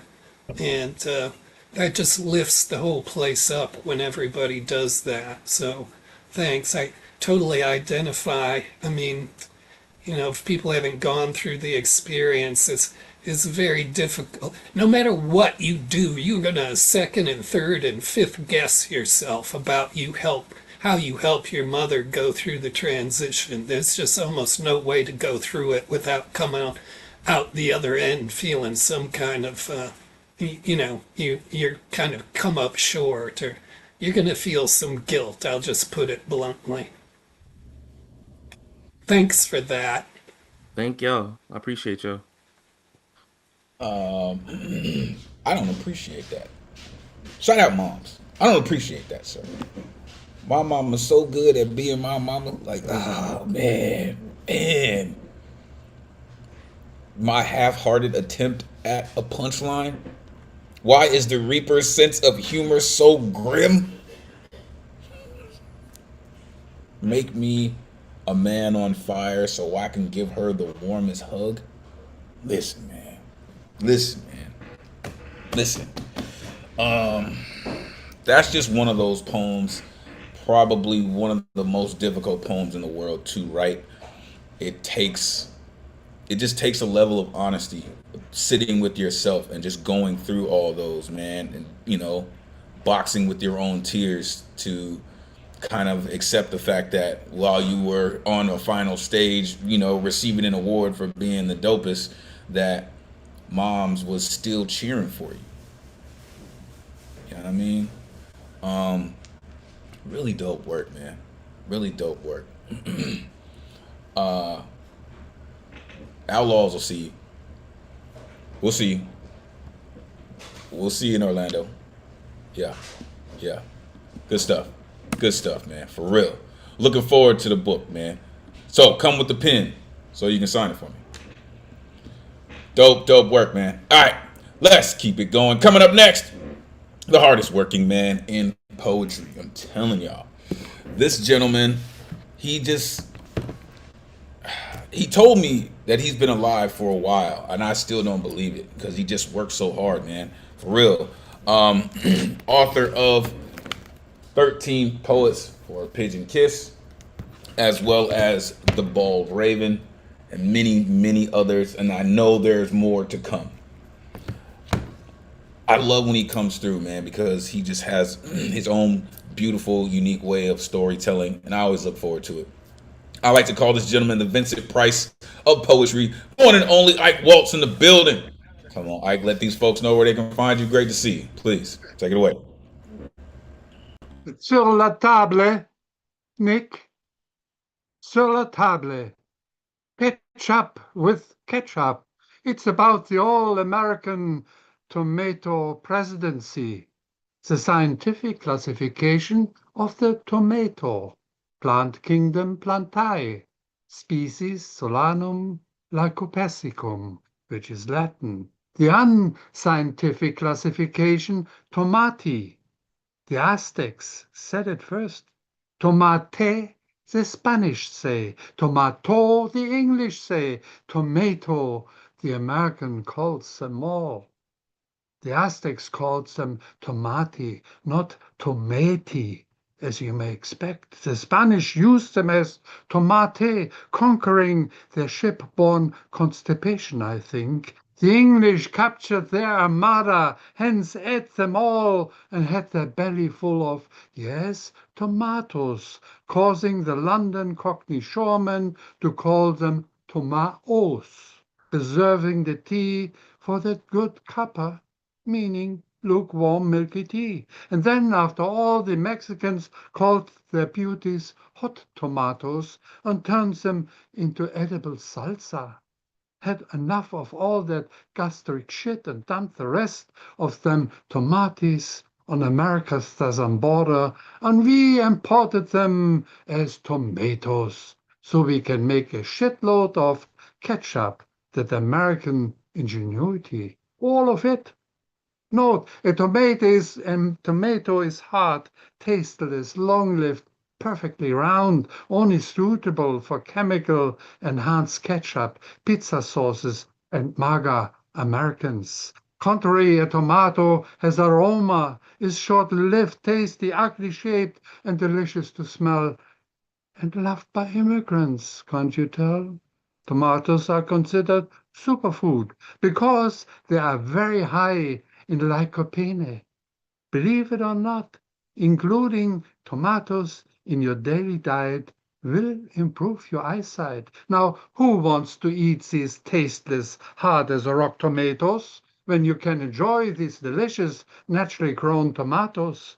So you are lucky to find one. But once bacon and lettuce are kissed by an aromatic tomato, all turns into a union of bliss, and that's how it should be, all blissy, blissable bliss. Well, I'm aware that you were hoping for something raunchier, like a tomato-induced Frenchy kiss, maybe. How about my favorite dish? Ever so gently you spread the legs of a warm baguette. Butter up that silken inside in gentle strokes, until all shivers ever so unexpectedly good. Inside layers of fresh tomato, solanum lycopersicum, lightly salted. Excite her mozzarella di bufala with a touch of garlic, wrapped in crispy slip-sliding bacon drip. Sprinkle fresh leaves of basil, ocimum, basilicum all over, and ignite it all with a caressing spritzer of a fresh lemon bloom. Let the tasting begin. I promise it's heavenly sin. How I love to chew this BLT and the crunching of all. After all, I am your chosen, and I have chosen you. We eat and breathe the moment of divine delight. Oh, let them Virgin Mary's juices flow from me to you. Finally, we lick our olive oily plate. We lick that iridescent luster until you and I are squeaky clean. You know what I mean when the senses rest and mind and body pass an Olympic tomato slurping test. Hallelujah! That's what I call a lovely tomato dinner. Now you will understand why a tomato turns you into a sexy sinner, and that is what a tomato never, ever can do. But for now, feel free to throw chemically raised rotten tomatoes right at me. Just know it's Zoom that is protecting me.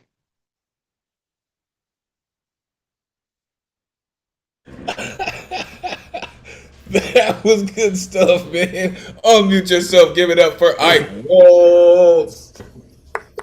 It was funny. That is dope. Bravo. Hilarious. Goodness. So the tomato's the key to your libido. Huh? It's revelatory.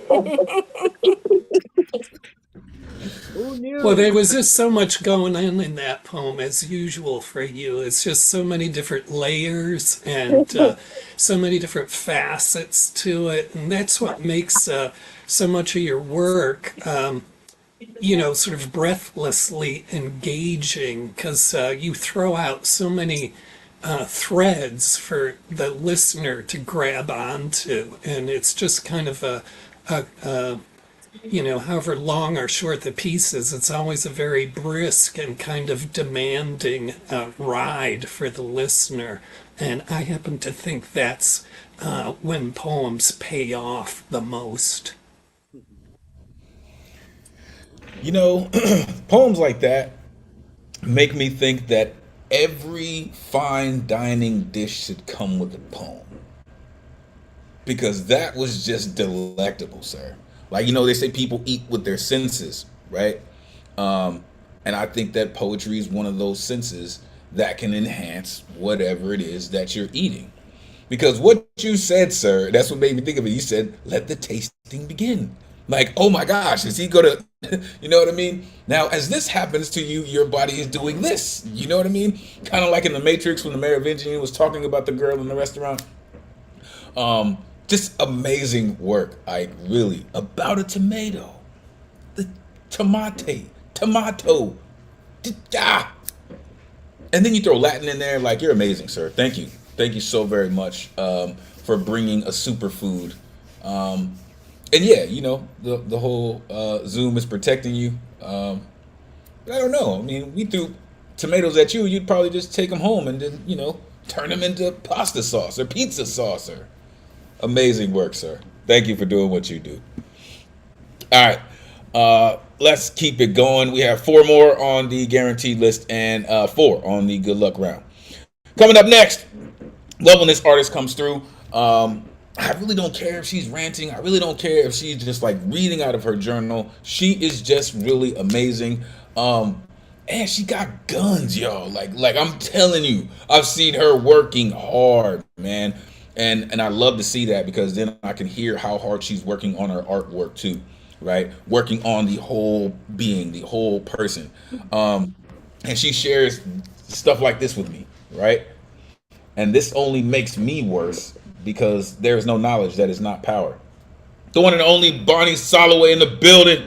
Come on, Bonnie, let these folks know where they can find you. Great to see you as always. Please, take it away. Thank you for that, Elemental. It's been an incredible night tonight for so much unbelievable work. I have 2 really short pieces.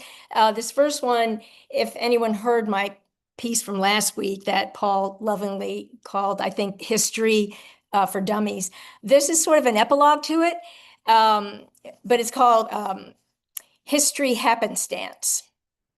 Was it happenstance or by design as we look back in time? Each president from Nixon down tried hard to draw a line between those in desperate need and those who would be fine, between those of bright white skin and those of other shades.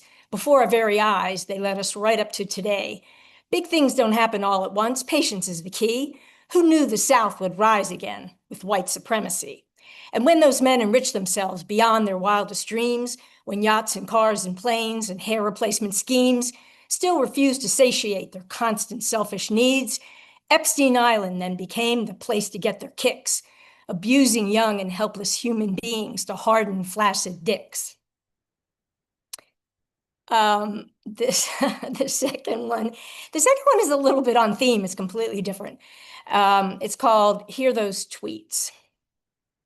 The day begins with comfy sounds, tweeting birds upon park grounds, reminding all our tired brains, stay outside so you can claim a peacefulness, brief but true. The sounds of life are there for you. Give your challenged brains a rest under nature's guiding quest to give her flock the sustenance, devoid of any false pretense.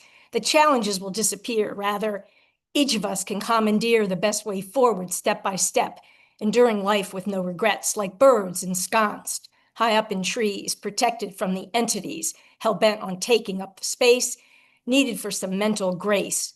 So when we hear those chirps and peeps, know they're meant for you and me, giving minds the needed fuel to overcome that day's cruelest rule. Thank you. See, told y'all, Bonnie puts in work. Unmute yourself, give it up for Bonnie. Solloway. All right, Bonnie. Woo.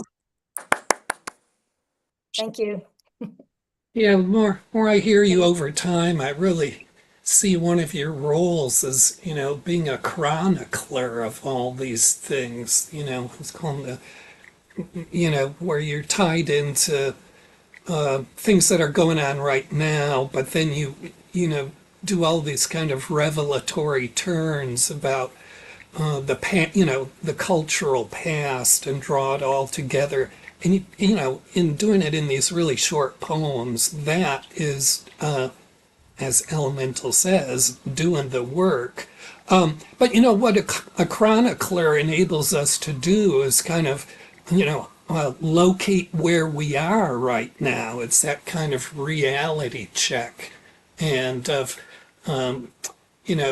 poets in this society are kind of a remedy for all the, official channels of what's going on, the news, because all of that, of course, has got hidden editorial agendas behind it, according to what billionaire owns the outlet. So what you're doing, and I still see it as having similarities a lot with what a lantern carrier does, and Ngoma and Osunyoyin. You really enable us to locate where we are right now. I appreciate that, Paul, very much. I really do. It's sort of how I consume when I read books. I like underline them like I'm taking a test. I go back and take the best parts out. So, but thank you. Same here. When I was in school, after a long, I went back to school, started on my degree journey, and I don't know, I just never had heard it before. My professor said, you should write in your book. You own them. You should write in them. Leave yourself notes, underline things, right? If you don't know a word, put the definition of that word.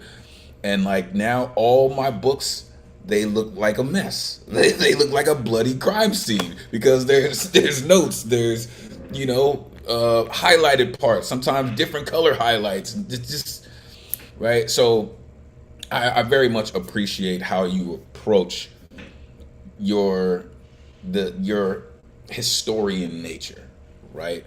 Because you do, and you mention these people, and listen, these are bad people, right? I understand that they took on the title of president, but these are bad people, right? They did bad things to lots of good people.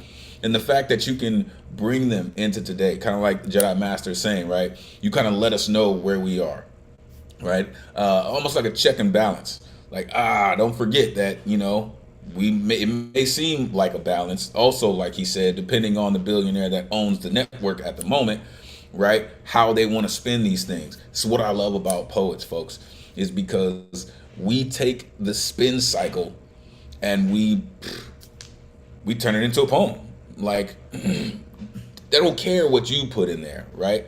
We're going to put in a dose of poetry and it's going to come out as clean as it needs to be. Thank you for being so dedicated to it. Truly. Listen. These people, they do not like us. I truly believe that because we tell so much truth on this platform. This community is so stinking dope. All of y'all. All right, let's keep it going.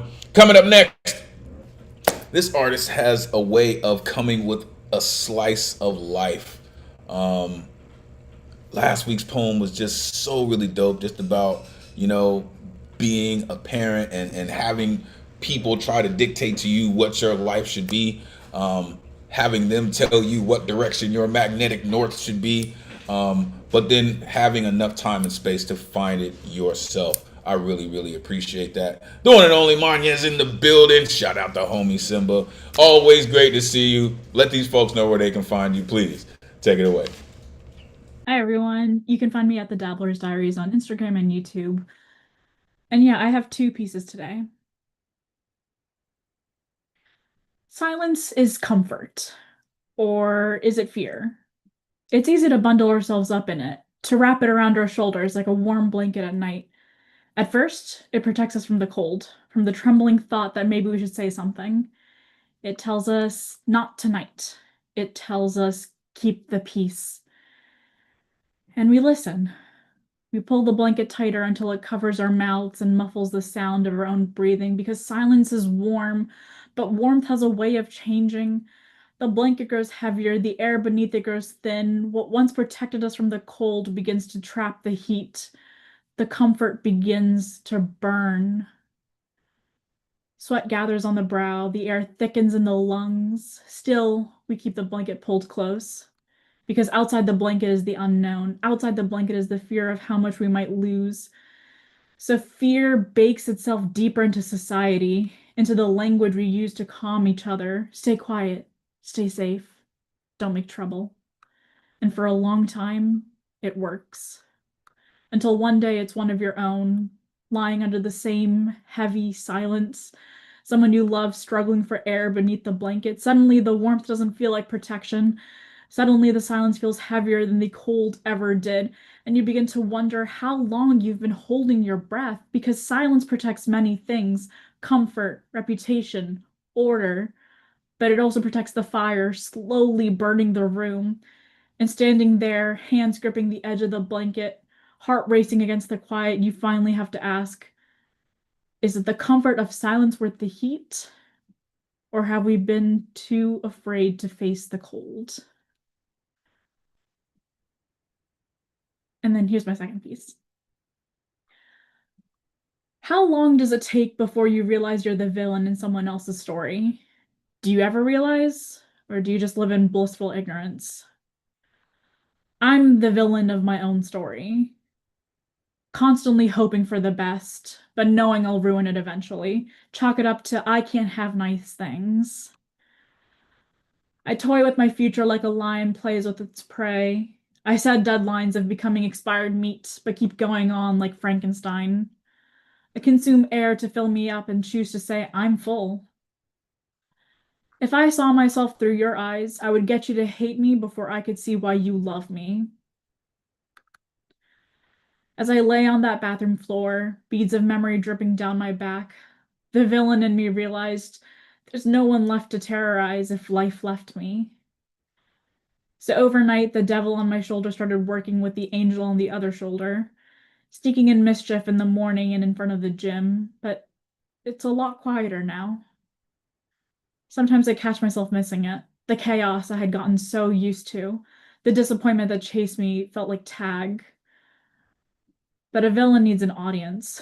Once the bathroom floor emptied, once no one was there to listen, there was no one left to terrorize. All that was left was a frightened actor who had been playing the villain just to keep me alive. Thank you. Damn, that was villainous. I love it. Unmute yourself. Give it up for Maanya. Woo, Maanya. All right, girl. Amazing. Thank you. My second poem was really definitely, about imposter syndrome and, struggling with it inside your own self that way. I really was drawn to the first poem because of the sort of underlying theme of security and this kind of, universal image, which is a kind of act people do, which is a metaphorical act of getting under the blanket as a form of protection. It's a very, in a way, in a Western sense of thinking, it's a very psychological, almost Freudian thing about wanting to be in the womb, because that's where you don't have to worry about anything. But I really liked what was sort of revealed in that poem to me about how silence communicates. That was really wonderful. Yeah. The way that you brought in the heat and the cold, like I really appreciate that. The whole weighted blanket aspect of that first poem, really just really dig that. The comfort begins to burn. Stay quiet, stay safe. It kind of reminds me, put me in the mind of the next poet that we're gonna get to. Have we been too afraid to face the cold? Like I just really dig that. And then like the first line of your second poem, I'm the villain of my own story. Like I felt like, I don't know, that's like this came from me. Like that had to be about me. If I was inside you, I could get you to hate me before you love me. And a villain needs an audience. Woo! A villain needs an audience. Golly. Super dope. Thank you, Maanya, for all that you do and sharing it with us. Truly appreciate you. All right, let's keep it going. Coming up next, listen, this artist, she speaks for so many. She speaks for so many who may have lost their voice, who may have thought that their voice was stolen and was never gonna be returned to them. But she is proof that your voice can not only be found, that it can roar all over the world. And I'm doing my best to make sure that people all over the world hear it. The one and only Sam Harty in the building. Come on, Sam, let these folks know where they can find you. Great to see you. Please, take it away. Hey everyone, it's great to be here. I hope everybody's doing good. Hey, notice the chat. My new coloring book is out, the Sam the Poet coloring book, and it is hilarious, seriously. So check it out, only $7.99. I wrote a few new poems last week after last Thursday, so yeah, I don't think anybody's heard these yet. My first poem, let me get it up here. Okay. My first poem is called Indictment. Members of the jury, let the record reflect that the accused spoke often of morality, invoking God, children, and family. We submit into evidence a government that speaks of family values with island sand still in their pockets. Let the record reflect that they stood at podiums and called others deviant, that they drafted laws about purity. We submit into evidence flight logs, sealed records, names on manifests no one wants to say out loud. Your Honor, we submit hypocrisy in the first degree. We submit cruelty disguised as virtue. We submit power shielding power. We submit a government run by people who partied on the Epstein rape island. We call to the stand the voices of survivors, not as spectacles, not for headlines, not as politics, but as evidence. The defendants would have them gagged rather than have the truth of their own deviance exposed. Make no mistake, it is the accused's intention to distract you so they may go home to tuck in their own children. The next one I just wrote yesterday and I kind of like it. It's called Dust. Old boxes in an attic, tucked away, bits and pieces of time I hardly remember anymore. Back when I held silence and smiled a lot just to keep the peace. Coated with dust, I opened one at a time, remembering when life felt small, stifled, without options. Bubble wrapped tightly, each item protected from view, from use. A lot like my voice. For years, I packed myself away in careful layers. laughing when I wanted to scream, smiling when I wanted to cry, making myself small to fit inside other people's rooms. But sometimes the contents shift, even in the sturdiest containers. Just like sometimes a room can no longer contain that which needs to expand, to explore, to explode.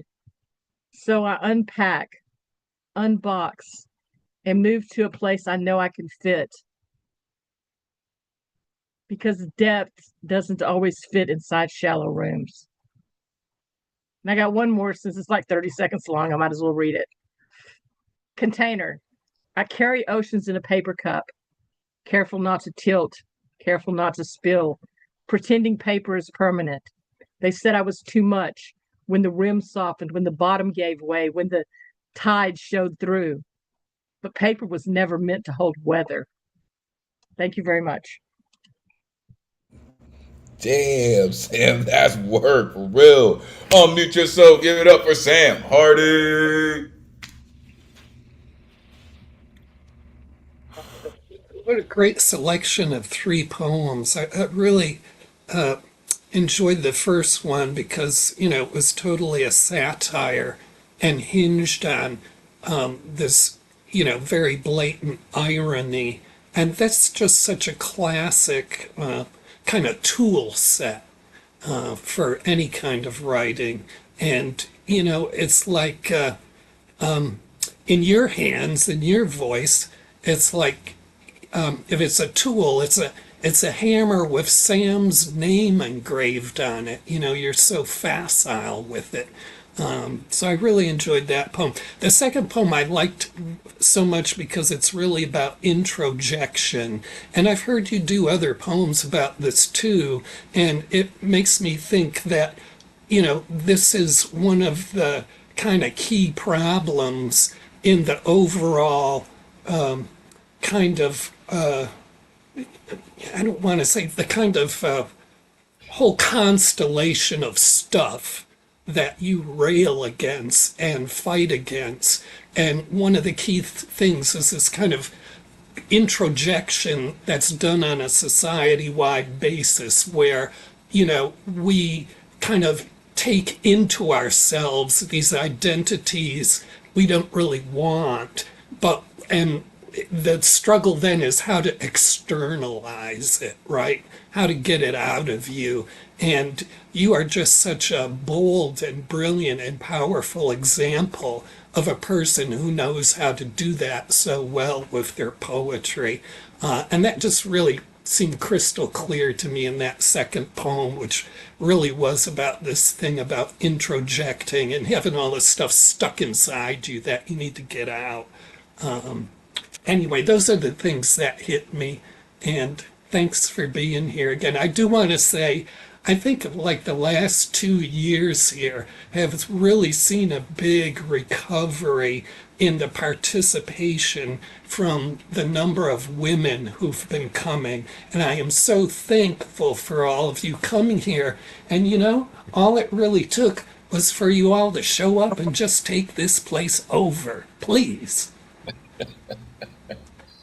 I have to agree. I mean, really, I have to agree. You just make everything better. Like, I know I'm biased because I came from a woman. I'm married to a woman. I have daughters. So yeah, I'm biased. But yeah, y'all just make everything better. Sam, those poems, again, just kind of listen, that first poem, like I love that shit for real. Like I love that shit. We submit hypocrisy in the first degree. Like, damn it, where was I when that one came down? Oh, I wish I wrote that. Oh my goodness, with island sand still in their pockets? Oh, that's money. That's so money. Oh, for real, for real. Thank you for that. In the second poem, I kind of felt that in a very real place too. You said, I remember when life felt small, packed myself away in careful layers, right? and you get too big for a room, so you have to expand, explode, or explore. And that is just so synonymous with the voice of a poet, right? And you realize when the room is too small for you, because people just start saying, "Why are you so loud? Why are you so loud? Your voice used to be so small. When did you get so loud?" Yeah. Time to go. Thank you, Sam, for doing what you do and continuing to share it with us. Make sure y'all check out Sam's coloring book, for real. Appreciate that. All right. Last artist on the guaranteed list coming up next. Where did he go? There he is. This gentleman is just absolutely real. It's been too long, sir. But he just has such a way of weaving his culture and his history into his presence, into his poetry. Like I've never heard anyone do it. He just has the kind of voice to do it, and he always does it with such just grace, man, for real. I like to call this cat the Dragon of the West, the one and only Keith Marr in the building. Come on, let these folks know where they can find you. It's great to see you, sir. Please take it away. Thank you very much. It's good to be here. It's been too long. Whenever I come back, I say, why did I stay away so long? But thank you for your kind words. I've been told that you should never introduce a poem by apologizing or saying, I just wrote this, so it's a work in progress, etc., etc. But the truth is, I just wrote this, and it's a work in progress. But I had to get it out of my system. So this is called Wounds. Wounds. And to be honest, to understand the damage done and the trauma wrought, for me, is to understand that he is the embodiment of wounded masculinity. He is fragile. He is like an emotional third-degree burn victim. Any criticism or even disagreement is painful, like abrading burnt skin with a wire brush. He has a constant need to dominate, to compensate, to satiate for a feeling of masculine insecurity. And I'd be lying if I said it's not as if I can't relate, as if it's totally foreign as a man to wonder sometimes if I am man enough. I'd be lying if I said it's not as if I can't relate at all. That's why we parents need to feel and pour our love into our male children. But to him, courage is cruelty, kindness is weakness, masculinity is dominance. And the wounds are reflected in the numbers. There's a zillion times he's pled the fifth. There's 26 sexual assault allegations, 6 bankruptcies, 5 draft deferments, 2 impeachments, 1 fake university shut down, 1 fake charity shut down, $5 million sexual abuse verdict, the first president to be impeached twice, the first president to have a mugshot.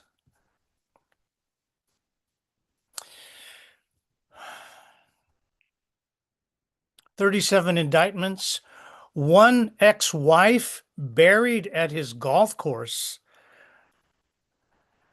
He is the only president to have a wife who won't stay at the White House.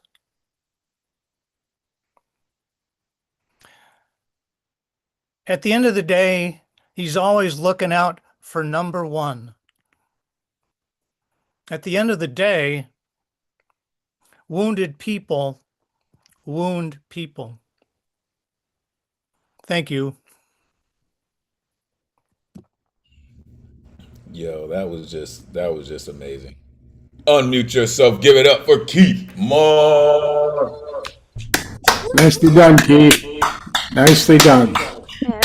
Thank you. Yeah, my dude. Yeah, the moral of the story was kind of unforgettable. 2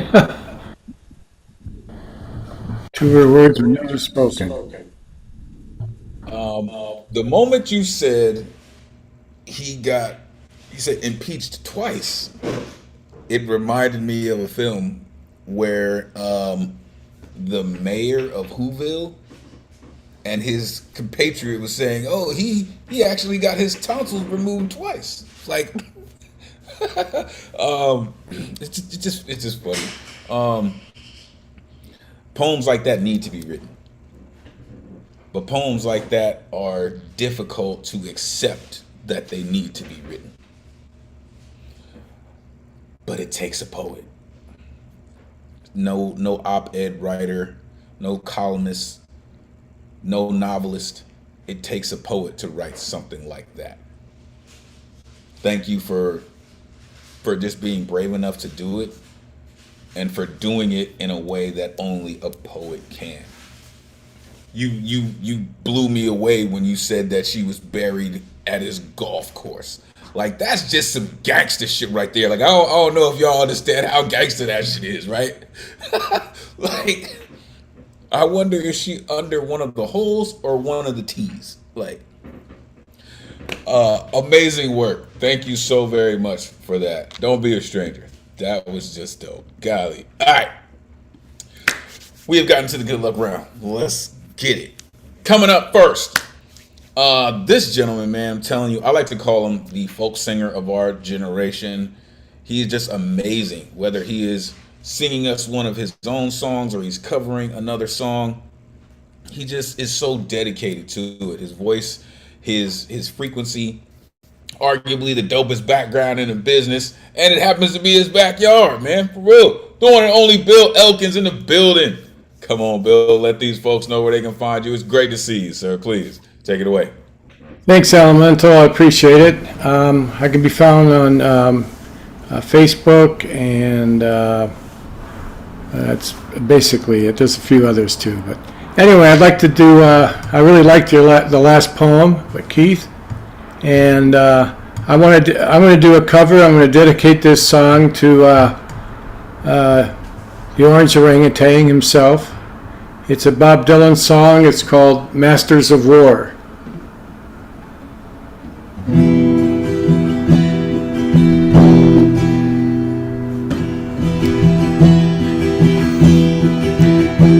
Come, you masters of war, you that build all the guns, you that build the death planes, you that build the big bombs, you that hide behind walls, you that hide behind desks. I just want you to know I can see through your masks. You that nothing, you that never done nothing but build to destroy. You play with my world like it's your little toy. You put a gun in my hand and you hide from my eyes, and you turn and run farther when the fast bullets fly. Like Judas of old, you lie and deceive. A world war can be won. You want me to believe, but I see through your eyes, and I see through your brain, like I see through the waters that runs down my drain. You fasten the triggers for the others to fire. Then you sit back and watch when the death count gets higher. You hide in your mansion while the young people's blood flows out of their bodies and is buried in the mud. You've thrown the worst fear that can never be hurled. Fear to bring children into this world, for threatening my baby, unborn and unnamed. You ain't worth the blood that runs down your drain. How much do I know to talk out of turn? You might say that I'm young, you might say I'm unlearned, but there's one thing I know, though I'm younger than you, even Jesus would never forgive what you do. Let me ask you one question. Is your money that good? Will it buy you forgiveness? Do you think that it could? I think you will find when your death takes its toll, all the money you made will never buy back your soul. And I hope that you die, and your death will come soon. I will follow your casket on a pale afternoon, and I'll watch while you're lowered down to your deathbed, and I'll stand over your grave and make sure that you're dead. Thank you, everybody. Damn, that was haunting, but I love it. Unmute yourself. Give it up for Bill Elkins. Thank you. Great rendition. Kind of interesting to hear a sort of New York vibe coming from Long Beach. It's a small world. And you know, wanting. people forget Dylan was that blatant, saying, you know, I want to see you dead. That kind of lyric, you know. A very brilliant man. Yes. I love that right there because there's no mincing words in that. It's like, I'll follow your casket and make sure they lower your ass down to your deathbed. Like, that's, again, pretty damn gangster. For real. Like, I'm not going to play with you. I'm going to make sure you're dead. Like, the whole follow your casket, like, that was just menacing as hell. Like, I'll follow your casket. Really, really dope, Bill. Thank you for that. Thank you for that, really. All right. So we got three more. Jedi Master, Prince of P, and we're going to end with Mr. Slam Jam himself. Unless D wants to get down. D, you want to get down? You let me know. All right, cool. All right. So, coming up next, a true Low East Sider in the building. This gentleman has been... He just been so influential to me in this space, continuously giving me the energy to hold it down in here, man. His commentary is just priceless. I can't thank him enough. The one and only Paul Skiff is in the building. Come on, Jedi Master, let these folks know where they can find you. Great to see you. Please, take it away. Okay. This is a thing that was published in Steve Cannon's Tribes magazine out of Gathering of the Tribes Gallery.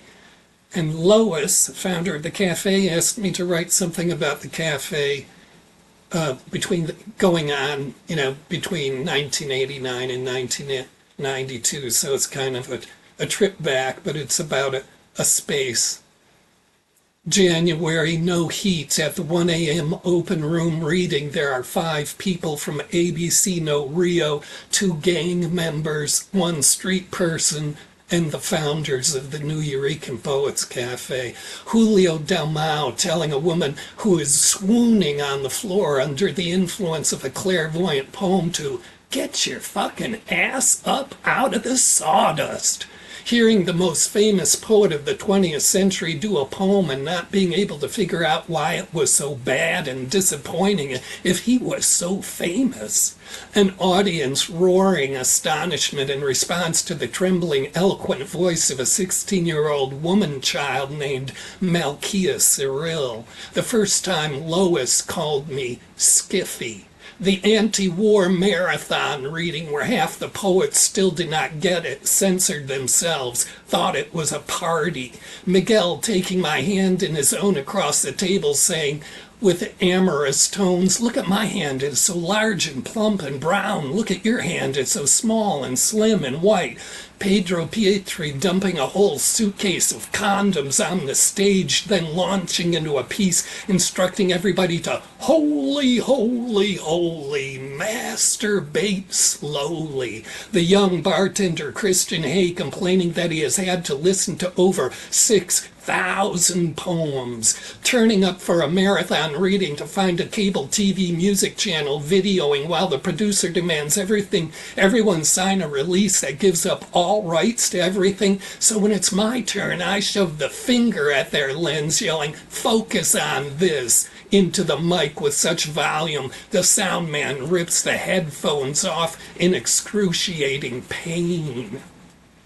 Being able to go from a reading at the cafe to an acid party at Gargoyle to a hardcore festival at Robots to a benefit taking over the street at No Rio to gay cabaret at Rap Art Center to an anarchist theater and chameleon lounge to hang out at Kathy Taylor's Mosaic Books to painting protest banners at Charas in preparation for a demonstration the next day, all in one night for free.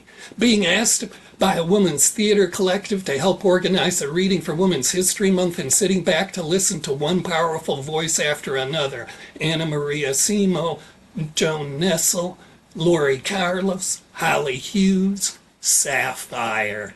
Dinkins setting bulldozers against the camp at Tompkins Square Park, shutting it down, putting a fence around it. Our neighborhood invaded by 2,000 cops. TNT squad waving machine guns up and down Avenue B. Men living in the empty lot on 11th Street being attacked by the fire department that comes to hose the 50-gallon fireplace for the 5th night in a row. The barrel being blasted by the hose into the air. Sitting in a tiny closet-sized studio all day long Sunday for a solid year with Carolyn Pizer and a computer engineer trying to work 70 voices into the mix for the first recording from the New Eurekans, throwing a huge Thanksgiving party with Gina financed by my unemployment check and the $700 she got for taking care of some rich guy's dog on the weekend. Mike Tyler throwing the podium, Eduardo Oroca's head without a tattoo on it,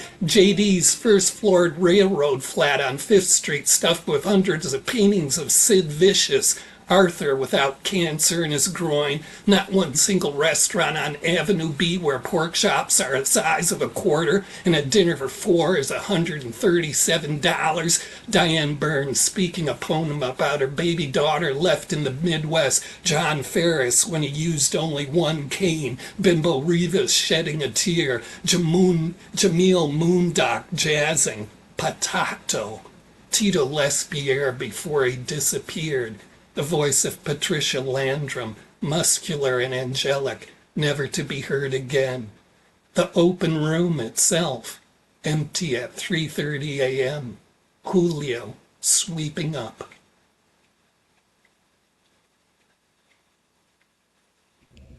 Dang. Unmute yourself. Give it up for Paul. Skiff. Hey, Paul.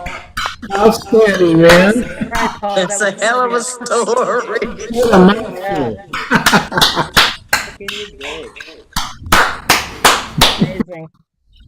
Amazing. Yeah. Bringing up Pete Cannon. Excellent. So now I don't know who knows more people. Is it Baba and Ngoma or is it Paul Skiff? Like they just have some of the dopest name drops ever, for real. I remember the dog, Jedi Master. You mentioned the dog, the rich guy's dog that used to pay your rent. I remember that. So I love that callback. That and the unemployment check that funded the shenanigans. Like I love it. I love it. You just always have a way of just pulling us into like this wormhole with you, and we're just speeding through this space, this galaxy with you as you're telling us these stories. And then it's over, and we're looking around like, oh shit, what planet is this? I meant to get off at Earth. I have no idea where we are now, but it's cool. I had a hell of a ride. Thank you so much for doing what you do. You're an enigma, really, and I'm thankful for you. You only make the cafe better. So thank you for doing what you do, sir. All right, we got three more, and we'll get out of here. Coming up next, listen, this cat, man, I love when Prince B comes through because he's so dedicated to being the best writer he can be. I've seen this dude go to retreats, man. I hear him. He jumps on, doing stuff live, man. And every time he comes through, man, he's got work, right? Like he's constantly writing. And I really, really appreciate poets that constantly write because it just means that they're constantly working on their craft and constantly getting better. Doing it only Prince of P in the building. Come on, Prince of P. Let these folks know where they can find you, man. Always great to see you. I don't know if he's here. I don't know if Prince of P's in the building. I mean, his box is in the building, but I don't know if Prince of P's in the building. It's all good. It's all good. We'll come back. We'll come back, Prince of P. So, then what I get the luxury of doing, check this out. So, this person, she's just all kinds of incredible, right? She has a nonprofit called the Traveling Poets Society, and she is about the real work, right? When you come across people who don't just talk about it, but who are about it, you find yourself flying on the same path. And I love the fact that she has kind of shifted her activism from just a poet with a poem to an entity trying to help poets more than perform, right? Trying to create platforms for people. And to me, that's extremely important, which is why, I am a part of the journey. But she's just amazingly dope. And then she writes some dope ass poetry too. Don't let her fool you, right? Don't let her off the hook with that, for real. The one and only Dee Librarianne in the building. Come on, Dee. Let these folks know where they can find you. Great to see you. Glad you made it. Please take it away. Likewise, my friend. Thank you for the lovely introduction. Oh, my bad. I didn't know if I paused because I'm using my phone. I'm gonna have to read my poem off my phone, but I'm happy to be back in the mix, and y'all can find me. I'm back on social media at Dee Librarianne. That's DEELIBRARIANNE.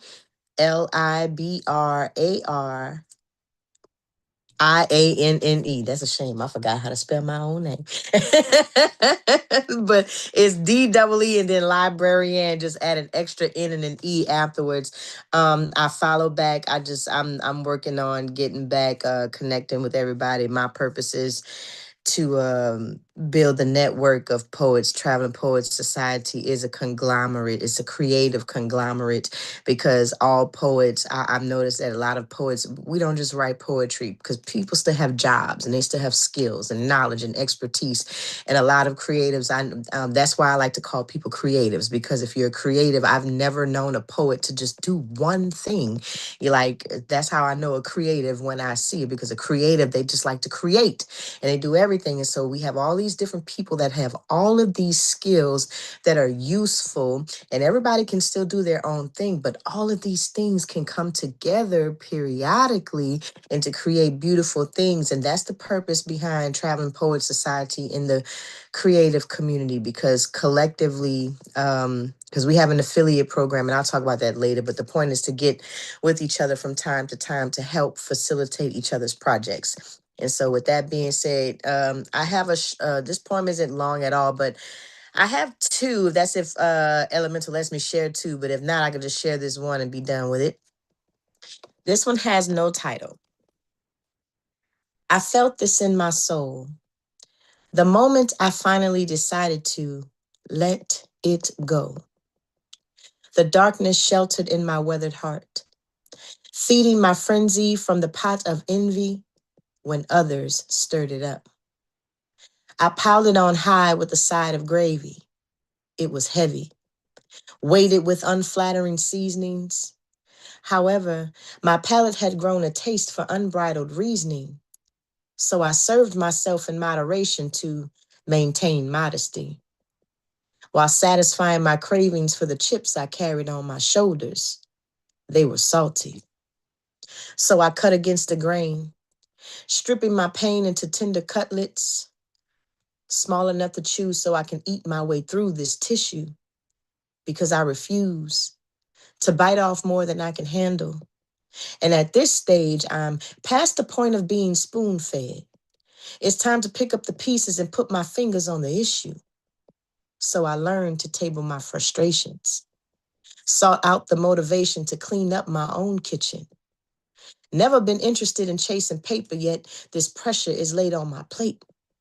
So I ate, stuffing my face like a glutton, then punished myself for lusting after the process, because this processed food got me looking like strange fruit. A tomato in wild bloom, stripped to the bone with a side of greens, smothered in onions and mushrooms, allowing the blend to offer a hint of taste to keep my tongue from being bitter, no longer being aloof. That's the first poem. Then the second one, I gotta pull it up on my website. Here we go. And this one is entitled Esteem. As I pen these words that often go unheard, I am honored to think of you in this moment. Your ability to show compassion when others are often lacking stirs up my spirit. I admire your tenacity. Cheerfully giving of your time, patiently wading through muddy waters, yet always moving towards the sun. You're like a lotus in winter, preserving your heart from turning cold by submerging yourself below the ice line. A dormant phase of solitude, preparing oneself for next season's bloom, budding abundantly with gratitude. You grow from the darkness of muddy waters. I admire your servitude.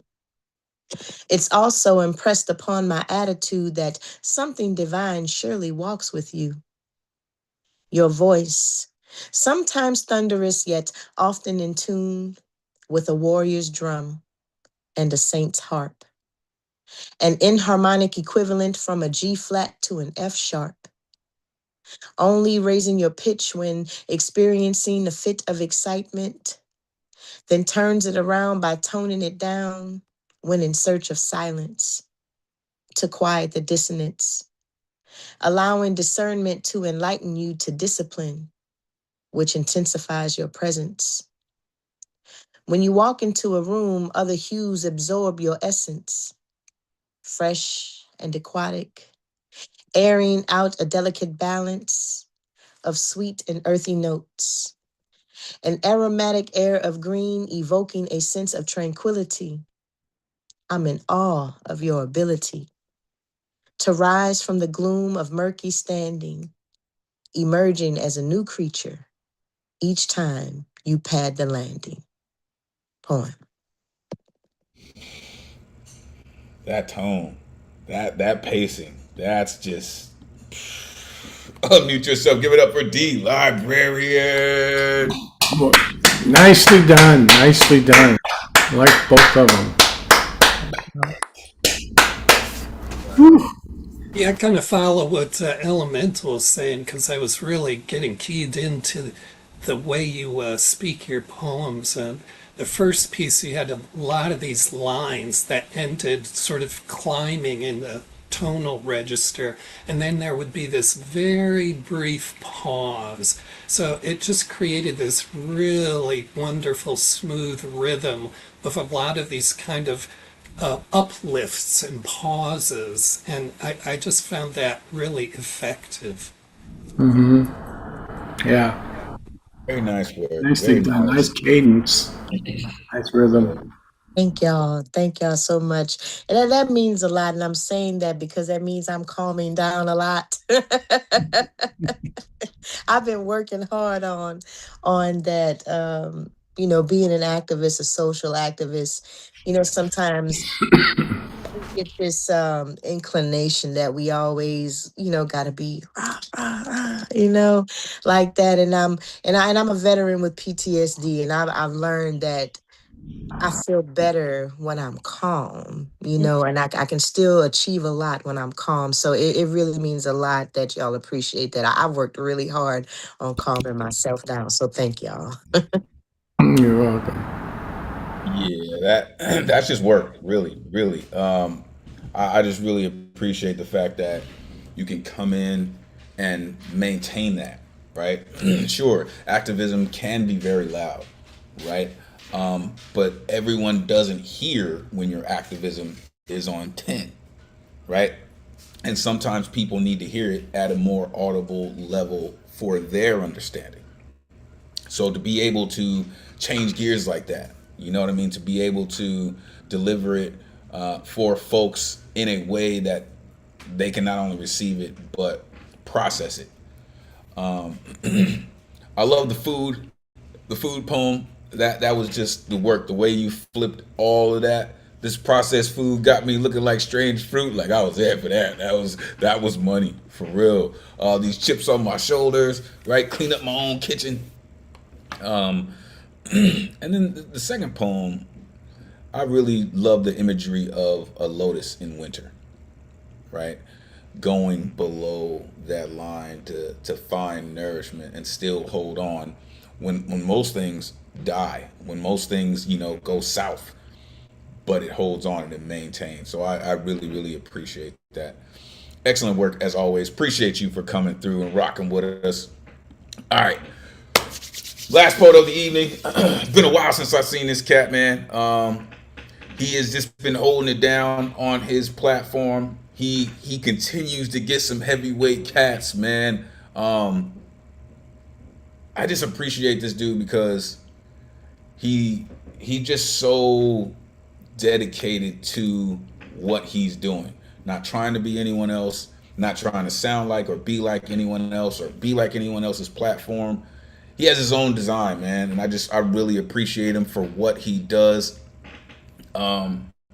He's Mr. Oh yeah, brother. Mr. Snap into a Slam Jam himself. The one and only Dre Reyes in the building. Come on, man. Let these folks know where they can find you. Been too long, man. Take it away. Oh, man, it has been an ill minute. 50-hour work weeks have been killer, but it's great to be back here on the Nuyo. Great to be with all y'all creatives, and it's great to be tuning in. Hello, sorry. I'm Dre Reyes, just in case y'all didn't know. I host this weekly online open mic and slam workshop called the Slam Jam. In fact, Elemen2al and Paul Skiff and among others have been able to not only participate but also be special guest coaches. In the group chat, I just wanted to quickly promote this little bit here. This weekend is the 100th episode, and I can't believe I'm saying that out loud. And I have the 2025 Southern Fried Individual Slam Champion, GYE, tuning in as our special guest coach. And I've been doing my thing under the radar, kind of just trying to assemble an all-star lineup of poets to be a part of this open mic. So with that said, all the information you need is in the group chat. So without further ado, y'all, I'm going to share this poem here, one of many new pieces of poetry I've come up with. It's great to be able to say that.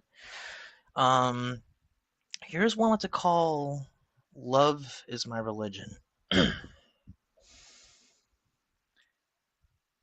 I've never fancied myself to be a man of religion, but I'll make an exception when we are discussing love. Unlike any religion out there, I have found proof of a deity in the mist. In my lifetime, I have never found God, but God damn it, I have found Goddess. Goddess takes human form so divinely, possessing light and dark so gracefully, perfect inner imperfections so truthfully. Goddess is a walking, breathing temple, creating sacred ground wherever she walks, for she is sacred herself. Her existence is proof that anything is possible. I aim to treat Goddess with the utmost respect and reverence she deserves. Consented by the grace of Goddess, I would ensure my entrance to be a holy experience, with kisses that part lips like doors opening a pathway to a whole new world. I wish to sing into your mouth the most enchanting melody my spirit can muster. One good thing about music, when it hits you, you feel no pain. So hit me with music. Sock it to me good. Let me feel it. Strike a chord onto my heartstrings so inconceivable that it becomes immaculate. And watch me reciprocate with the beat that will move your feet. Let's groove and find the grooves that fit together. Let's make this work. Let's create melodies of intimacy together that shall play beautifully within the walls of your temple. Let our melodies be prayers to love. Let our melodies give us something to believe in. Let our melodies be holy testimony. Let's write scripture with our fingertips and tongues. May our love be biblical. Poem. Thank you. Okay, biblical. Let's go. Unmute yourself. Give it up for Dre Reyes. Dre. Amazing. Welcome back. Damn. I like Damn. Thank you so much, y'all. Hi, He was Dre. making love to the paper when he wrote that one. Brilliant. Sure. Amazing. Yeah, welcome back. It's great to hear your voice here again. I hope you've been doing well, and it sounds like the Saturday gig has really been flourishing. I can't believe to say like how many weeks it's gone consecutively. There was a little hiatus from February to May of 2024, but this has gone more more consecutively. And it's gonna sound so nerdy of me to say this for the wrestling peeps out there. This has gone longer than WCW Monday Nitro was on top of the WWF in ratings. This has gone past 83 weeks in a row, and it's just kind of crazy to say that something that I've been given an opportunity to host and just kind of give a space, a virtual safe space for creativity to take place. It's been awesome, and to say that we're doing episode 100 is just absolutely breathtaking.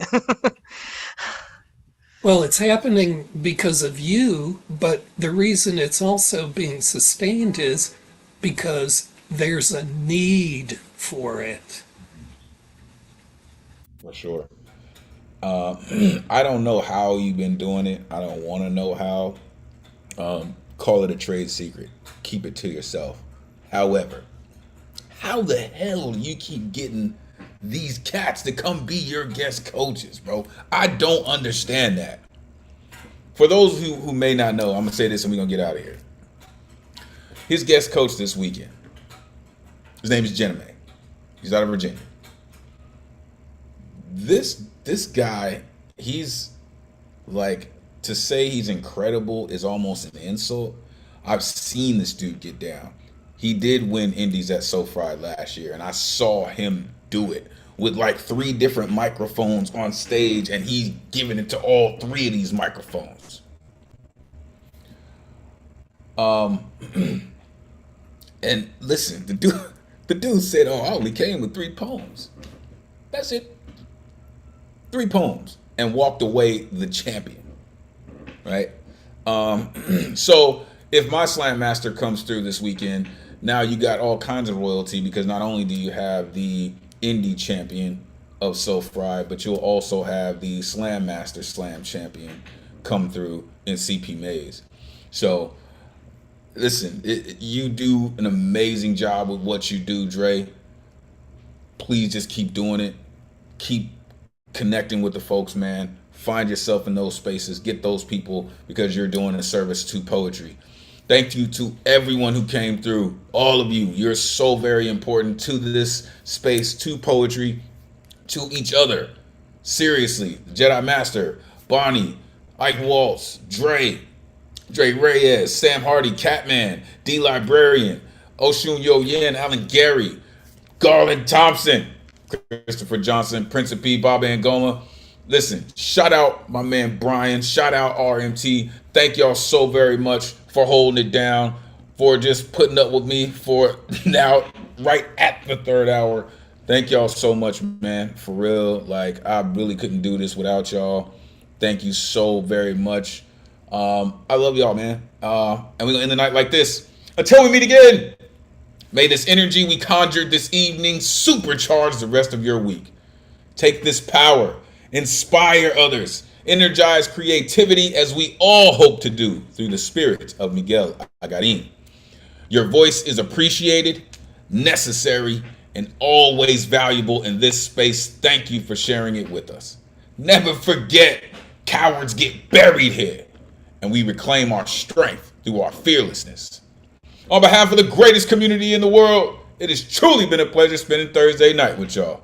Until next week, peace and blessings.